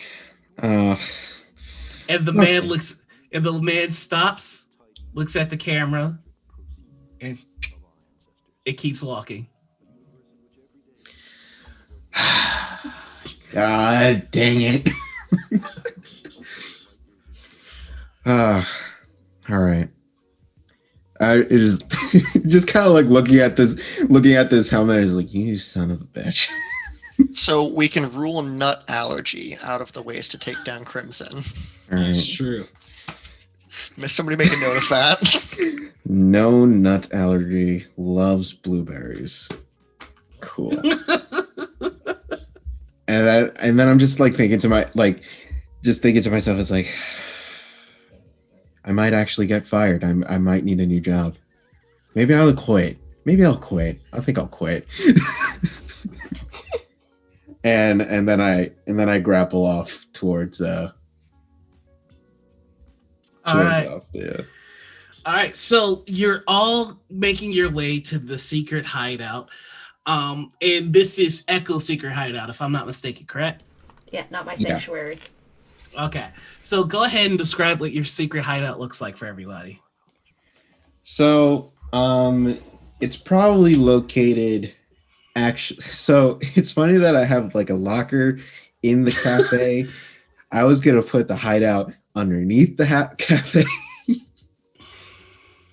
but I mean, we could still do that. Yeah. So Okay. so the entrance to this secret hideout is, I mean, it's got to be through the dumpster. That's not really a dumpster. Hell yeah. And like this, like you look at it, it looks like a regular dumpster, but you really look at it, there's actually like a number pad on that dumpster. It doesn't belong there. And that's the entrance. And when you go in, it's pretty big. It's still kind of vacant since he's been here for 2 years, but like no, he hasn't been here for 2 years. He's been in Chicago for like about a year. So he hasn't really made it his home yet.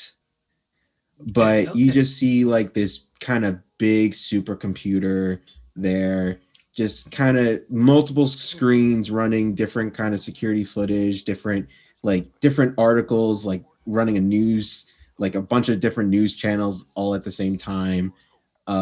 You see off to the side there is a room that has like some medical equipment there. There's like a doctor's bed, like a medical bed. There's like some very basic pain killing drugs, some like a lot of gauze and Okay. stuff, and just kind of like This is like a not baby like- bat cave. it's not like your top-notch medical stuff, but it's stuff to get by, and will, if I rest a bit, I will get better. And yeah, and you do see like there is like a bed in the corner for when Echo does decide to just camp out in the cave, in this little cave for the night. Okay. All right. In the All right, calf so- cave. 'Cause it's- In the calf cave. in the Cafe cafe. cave. Cafe Echo. God. So I feel like I'm getting roasted in chat right now, but I'll have to pay attention to that some other time. So all you heroes, you are now in Echo's headquarters. Echo, your leg is now completely on the mend. You're good. I mean, there might be some residual aches and pains that you might want to take a painkiller or two for, but generally, well, actually, no. Sorry, actually, you are in still quite a bit of pain because magic stopped, and you took a magic person's power. So you're still limping a little bit, but you're all in the cave, and you finally have a moment to breathe after the experience. Sorry. No, you're good. Just gonna tap Echo on the shoulder and say, I can heal if you need to borrow that. Thanks. And I just kind of sit myself on like my computer chair and just like reach out and try and reach out for Cassie's power to regenerate. There is no power. Oh no, there's no power to regenerate. Wow. No. Magical as well, huh? Well, I just go and I roll myself into the medical bay.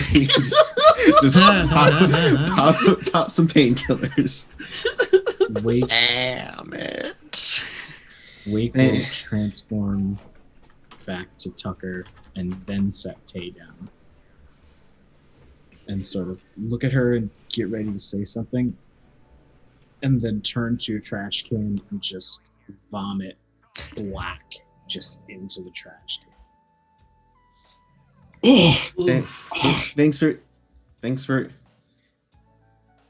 I like look out and just be like, thanks for getting it in the garbage can this time, buddy. Yeah. Do you still have some creamer in the refrigerator? Yeah, go at it. Tucker grabs the half and half bottle and just is chucked. Gross. So, you're all a little worse for wear, and you've got all the news channels playing, and you're seeing emergency after emergency in Chicago. Just things seem to be somewhat falling apart. People are missing. There are structures that are falling apart. The magic users among you will know that some of these structures that are falling apart were only really standing because of magic spells that were keeping them erect. And things are just not looking good in the city.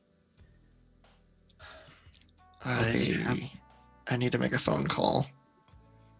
Cassie steps out of the room.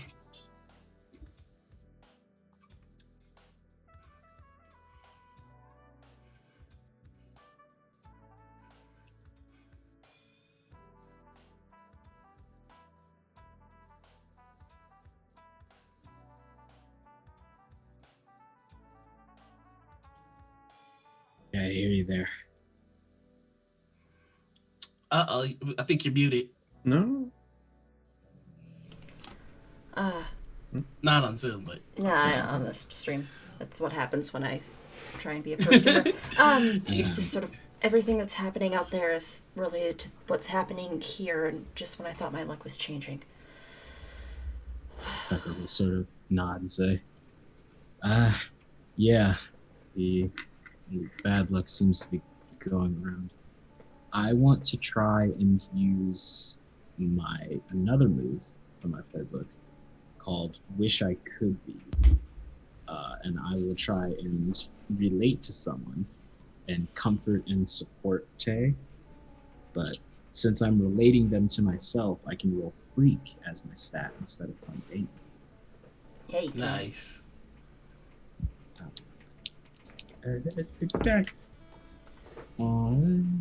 So that's a 10. Nice. And I want to try and use that success to cleanse my angry condition. All right, I'll allow it.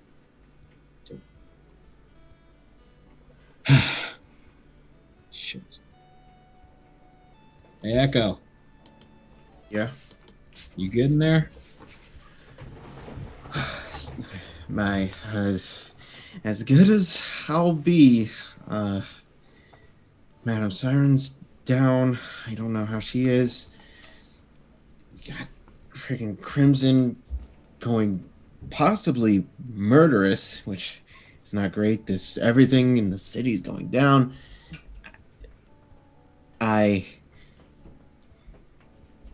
need to step back, reassess. Secondary idea. And Tucker will go digging through a backpack that he left last time he was here and produce a brownie and go, try that. Probably help your leg too. Knowing full well what this brownie is like, thanks, and start munching on this brownie and kind of Tucker just go ahead. Yeah. just kind of just like I put the helmet on the desk and just kind of just munching on it and staring at it, just like kind of thinking, I was like, what am I gonna do? I'll turn to Tay and go, I don't want to assume anything, but gonna guess that you probably never smoked weed before. No, not really. It's not Okay. kind of my thing. Whatever. Everybody's got I stuff. mean, I don't care if you do. I'm not gonna narc or anything. Nah, you're cool. Tucker's just gonna sit on the couch. When Tucker says that she's cool, she's gonna turn bright red. Amazing. And with that, our camera is going to pan over to Cassie, who has to make a quick phone call. Yes. Cassie, who is frantically not dialing. I have a contact. Hits the contact to call Melody, my aunt, who is the person who I live with. Bring, bring, bring, bring, bring. Hello? Hey, Aunt Melody, are you okay? Yeah, everything's fine. Where are you? I'm just at a friend's. Okay. You should probably stick. No. You should stick. No, no, no! Melody? Cassie. Fuck I've you. missed you. That's no way to talk to your father. It's been Leave a her while. alone. Leave her alone. She's a good person. She doesn't know anything about this. Of course. She's just being a little difficult. She knows that I had to take some time away, but she doesn't know the details, and I would rather not tell her the details unless you would have me tell her the details. No. I'm glad that you can be agreeable. Where are you? I'd very much love to see you. I've missed you terribly. Why would I tell you that? You know, I heard rumors while I was away. Did you get the newspaper or something? No, but my guardians would often try and taunt me with word of your exploits in my absence. Playing the hero now? You don't know anything about me. Don't just show up and pretend you do. I'm showing up because I don't know anything about you, and I would very much love to. I would love to pick up where we left off. You remember where we left off, don't you?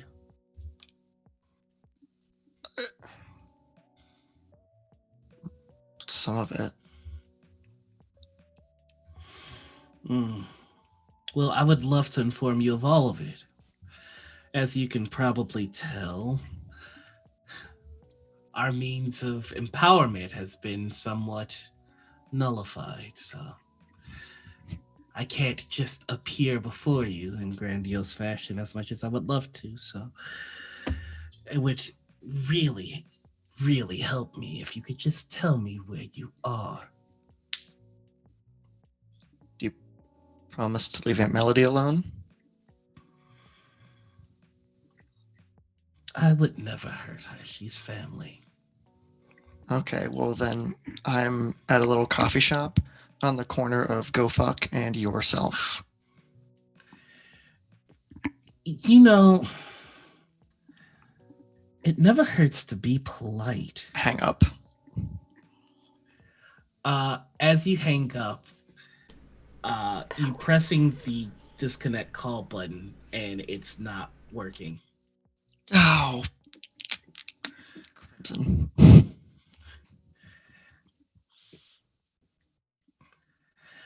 Well, I didn't want it to come to this, but I suppose since you've left me no choice, I only need you on the phone for another 40 seconds, so...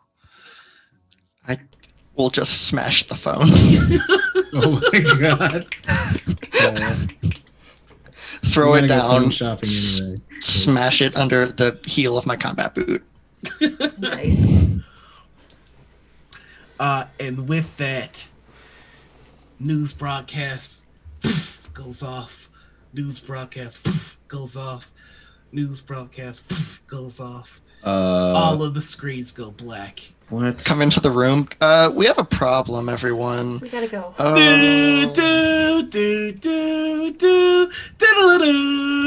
Like each screen is just Rick Astley. We're no strangers to love.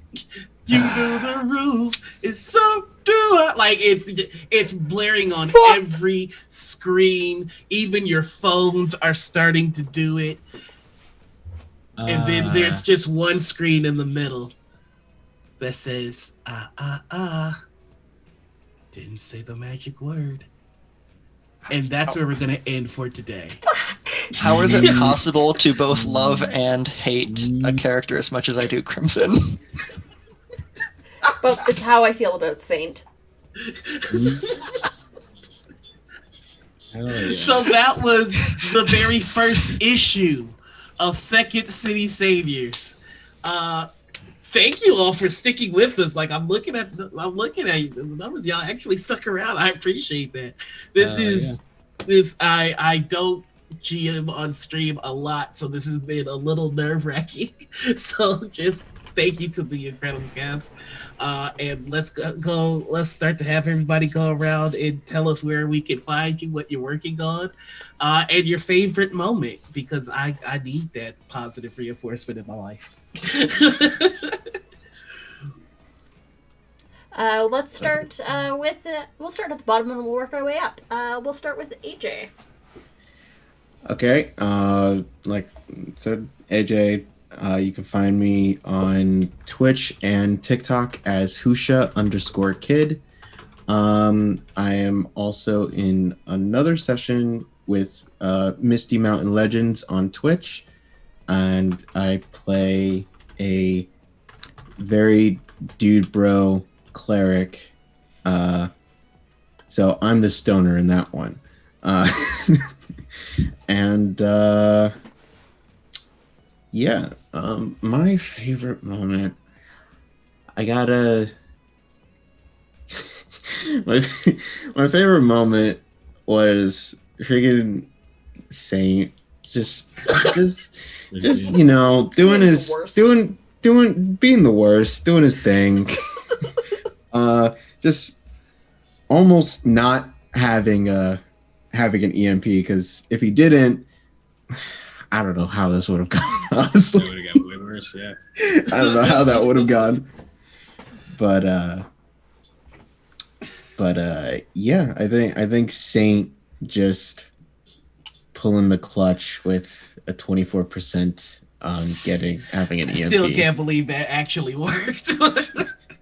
I can't believe that actually worked, because I was about to be like, I was so ready to. I had the failure in my head. Like, oh, he's gonna fuck this up, and this is what's gonna happen. My plan B was like, I need to find a loose wire and just shove it into this suit. Yeah. This is wild, because we don't have a hacker on this team. Nope. Yeah, the hacker is my enemy, who I can't physically fight. So. All right. So moving on to the next, we have Rowan. Hello, lovely people. I have been Rowan. You can find me on Twitter as RedWhiteRP. You can also catch me Saturdays at 2 p.m. Eastern on twitch.tv/Chromatic Chimera for Mysteries of the Mojave, a Monster of the Week game where I play Allie, the crooked, who will in the future steal cars that don't belong to her party member's family. Yeah. Hopefully. That's what happened last time. Small town. The van. Character The growth. van. Kill And me. yeah, that has been me. All right, moving right along to our favorite. Sorry. Oh, Oh, go I for it. didn't say my favorite moment. oh yeah. Very important. Very important.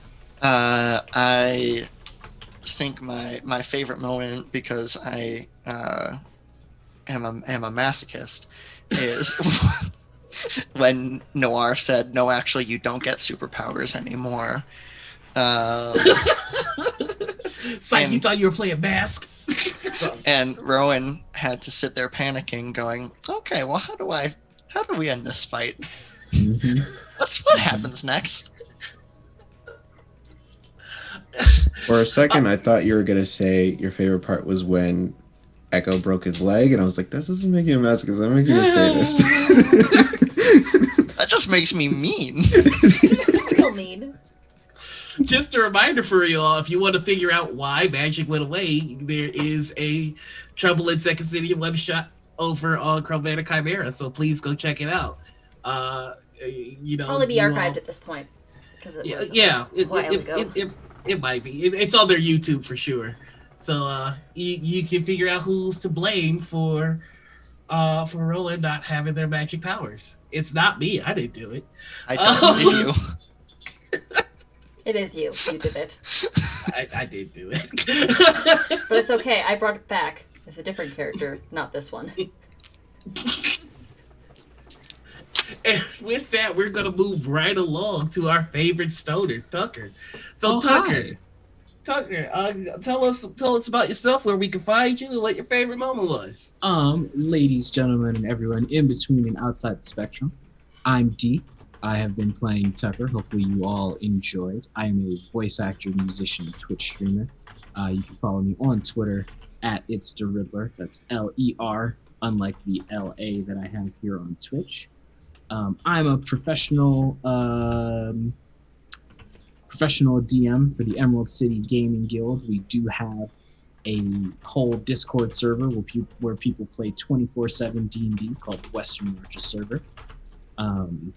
And if you want to hear more of my voice acting, and I'm glad this is monthly because Tucker kills my voice, what with all the oscillation. I am in a game that's coming out produced by Woodsy Studios called Crimson Spires. I am one of the lead romance options, a young man named Julian Batil, and it releases October 27th this year to Steam. My favorite moment, I'm gonna cheat and have two favorite moments because one of my favorite moments was definitely when you switched on the voice modulator and did Crimson Speech. That was awesome. Yes, that's awesome. also that's all. I'm gonna amend. That is my second favorite moment. Yeah. That's my part too. And then my second favorite moment was more of a headcanon of a description that I did.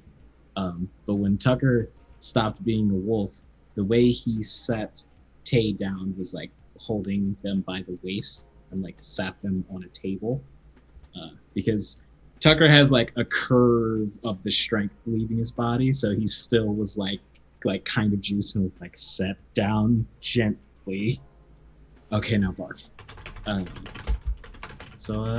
Yeah, that's my favorite moments. Awesome. And last but certainly not least, we have Tay. So Anita, tell us where we can find you, tell us about yourself, and then tell us your favorite moment. Hi, I'm Anita, or Panita, or Critical Misses, because this is my channel. Hi! Thank you all so much for stopping by. You can find me here. Pretty much all the time.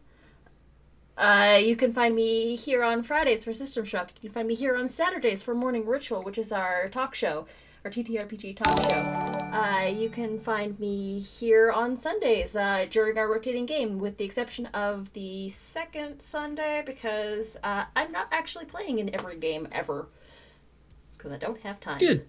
So I outsourced. And you can also find me on Joshua Barbeau's channel on Wednesdays, where we play Dungeons and Dragons. That's pretty fun. And other than that, you can find me on the internet at critical.misses on Instagram, at criticalmisses on Twitter, or at Panita, P-A-H-N-I-T-A on Twitter. That's pretty much me. Thank you all for stopping by. I'm going to toss it back over to my What was your co-host. favorite moment? Oh, frick, favorite moment. Shit. My favorite moment was like that weird little moment of synergy that Dee and I shared when we decided that we'd become separately, completely without any coordination together, to become a deer and a wolf. Mm-hmm. And then we decided to flirt.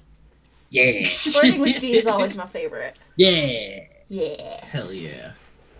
I'm going to toss it over to this direction. Our illustrious leader. Our illustrious master of ceremonies, or Yo, real game quick, master. before you get started on your thing, can I just say, first time DMing Mask, let's fucking give it up for you all. You fucking killed it. That was Hey, perfect. Cinematic as shit. Yep. That was awesome. Felt like I was Flattery there. will not stop me from destroying all of you. I'm gonna Well, then freaking, fuck you! I'm gonna murder freaking Crimson. Bella, Give me magic back and we're on. Bella, we would like you to guest on this show, if only so that you can make more like living hell. Do it. I do not want Bella on this show. I'm just kidding. I would love to have Bella on. That would be absolutely fantastic. But hi, I'm Noir. You can find me on all the socials. Well, not all the socials. You can find me on Twitch and Twitter as The Noir Enigma. You can find me on SoundCloud, Instagram, and TikTok as Noir Enigma. On the TikToks, you'll see plenty of me and Bella going head to head. So that's always fun. Yeah, this is the first time running Mask, and I'm so glad I have this cast because they carried me so fucking hard, and I appreciate the shit out of it. You are all fantastic, and I love you so very, very much. On Sunday, again, this is rotating game and it's monthly, so generally on Sundays I will be doing Dungeons and Deep Dish, a one-on-one interview show that ends in a one-shot. We did have to push back the premiere of it because of technical issues and I was low on spell slots. But next Sunday we will be premiering that, so that'll be a good time. Get your For ass lined up. Mondays, do I have a guest lined up? I do, in fact, and they're pretty awesome. But I'm going to announce once we can confirm that the scheduling works out. So on Mondays, you can find me over on Cobalt Press for Lessons in Deep Magic, and bi-weekly on Encounter Roleplay as Dr. RPG, where we answer your questions in character. That's usually a pretty fun time. On Wednesdays, you can find me over on Last HP Hero for our Curse of Strahd game. And on Fridays, you can now catch me over on Chromatic Chimera, where we are doing Bloody Portrait, a Zyhander game, which I am terribly excited for. And of course, on Saturdays, you can find me right back here with my partner in crime, Anita, where we do morning rituals. Morning Ritual, a talk show, not an actual ritual where we try and summon an eldritch horror. It is a little bit of a ritual. What do you mean? We summon the spirit of chat to humble Noir. To challenge me You to a summon fight. us to catch these hands. Exactly. And last but not least, I've been mentioning the fact that this is somewhat of a spiritual sequel to a one-shot, and in chat right now, there is the link to that one-shot, so if you want to check it out, highly recommend it. It's a fun one. I'm GMing, and you have Anita in it as well. It's a good time, and you can figure out where did the magic go, and if magic will come back. Who knows? I don't know. Will magic come back? Maybe. Rowan's like, magic. The better fucking come back." concerned face that Rowan had. I wasn't gonna say anything, but Rowan's just like, I mean, Their I hope face. so. I can. hope so. Noir, if you want me to make a new character, just say. Right? Like when I looked through your sheet in particular, I was like, Rowan is gonna have a bad episode one. Yeah. Oh, man. Yeah. Like, And just so did tell me I. if you want. Just tell me if you want me to leave. I can take it. Right? It's like it's my channel, but it's like he's just kicking me out of this game. Yeah, that's right. Exactly. I was You like, know what?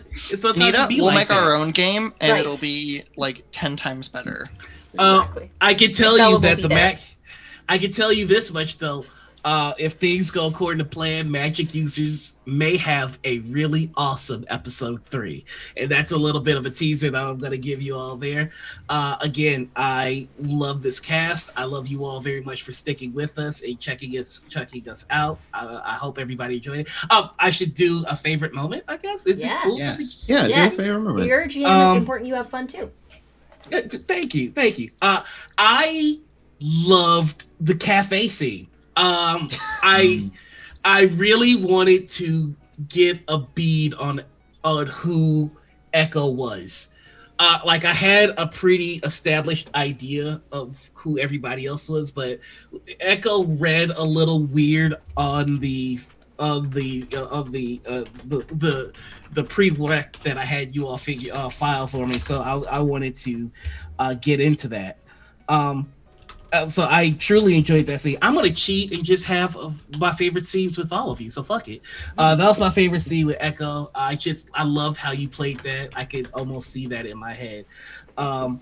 I truly enjoyed it. It was just a small little thing that you did, Nina, but the kid seeing you transform, and the way you reacted to that kid, very, very cool. That's some good old superheroing. I was like, I did that to see if you would lean more on the, oh no, my secret, or the more, let me inspire the kids kind of deal. And you went totally in the direction that I wanted you to, and I fucking loved it. Yeah. D, D, your entire scene with Aster is basically me hanging out with my friends. Dude, so that's exactly, you did it perfectly too, because that's exactly what I wanted Aster to be. It's exactly how I imagined Aster. I truly enjoy just friends getting together, sharing a blunt, yeah, just talking wild brazy about shit. And finally, Rowan, there were a lot of moments with Cassie that I truly enjoy, and I'm trying to nail down the one that I like the most. But I think I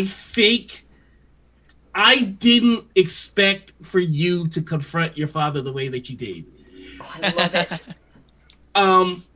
I think part of it is because he's also powerless, and Cassie knows that. But also, Cassie was not taking no shit, and that I truly appreciated that. One of the things that always drove me crazy about characters that have like evil villain parents is that it takes them a while to just, gut up and just go, hey, fuck you. And like, I was worried that this might be one of those, domineering parent, scared child dynamics. And it's not that. And I'm so fucking grateful, and I love how you played that. So those are my favorite scenes. Book them. It's over. All right. Thanks everybody for stopping by and hanging out, and thank you so much for the follows and the love and all the support on this stream. I'm really liking how our Sunday lineup is shaping out. This one is no different from the rest of them. They are all stellar casts and good people and good GMs all around. And thank you for that follow, Big Baby Bella. We love you, Bella. No, we don't. Yeah. We love you, Bella. Bella, you're amazing. Bella, you can, there's that sign-up sheet that I DM'd you. You can definitely sign up so that way you can be up more on Morning Ritual. Yeah. And we will, until next time, do we have a sign-off? For this? Yes. Excelsior? So that I'm just going to say until the next issue. Until the next issue. Yeah, that's layered. That works on multiple. It does. Yeah. All There's right. comic books and also heroes. Bye, everybody. Yeah.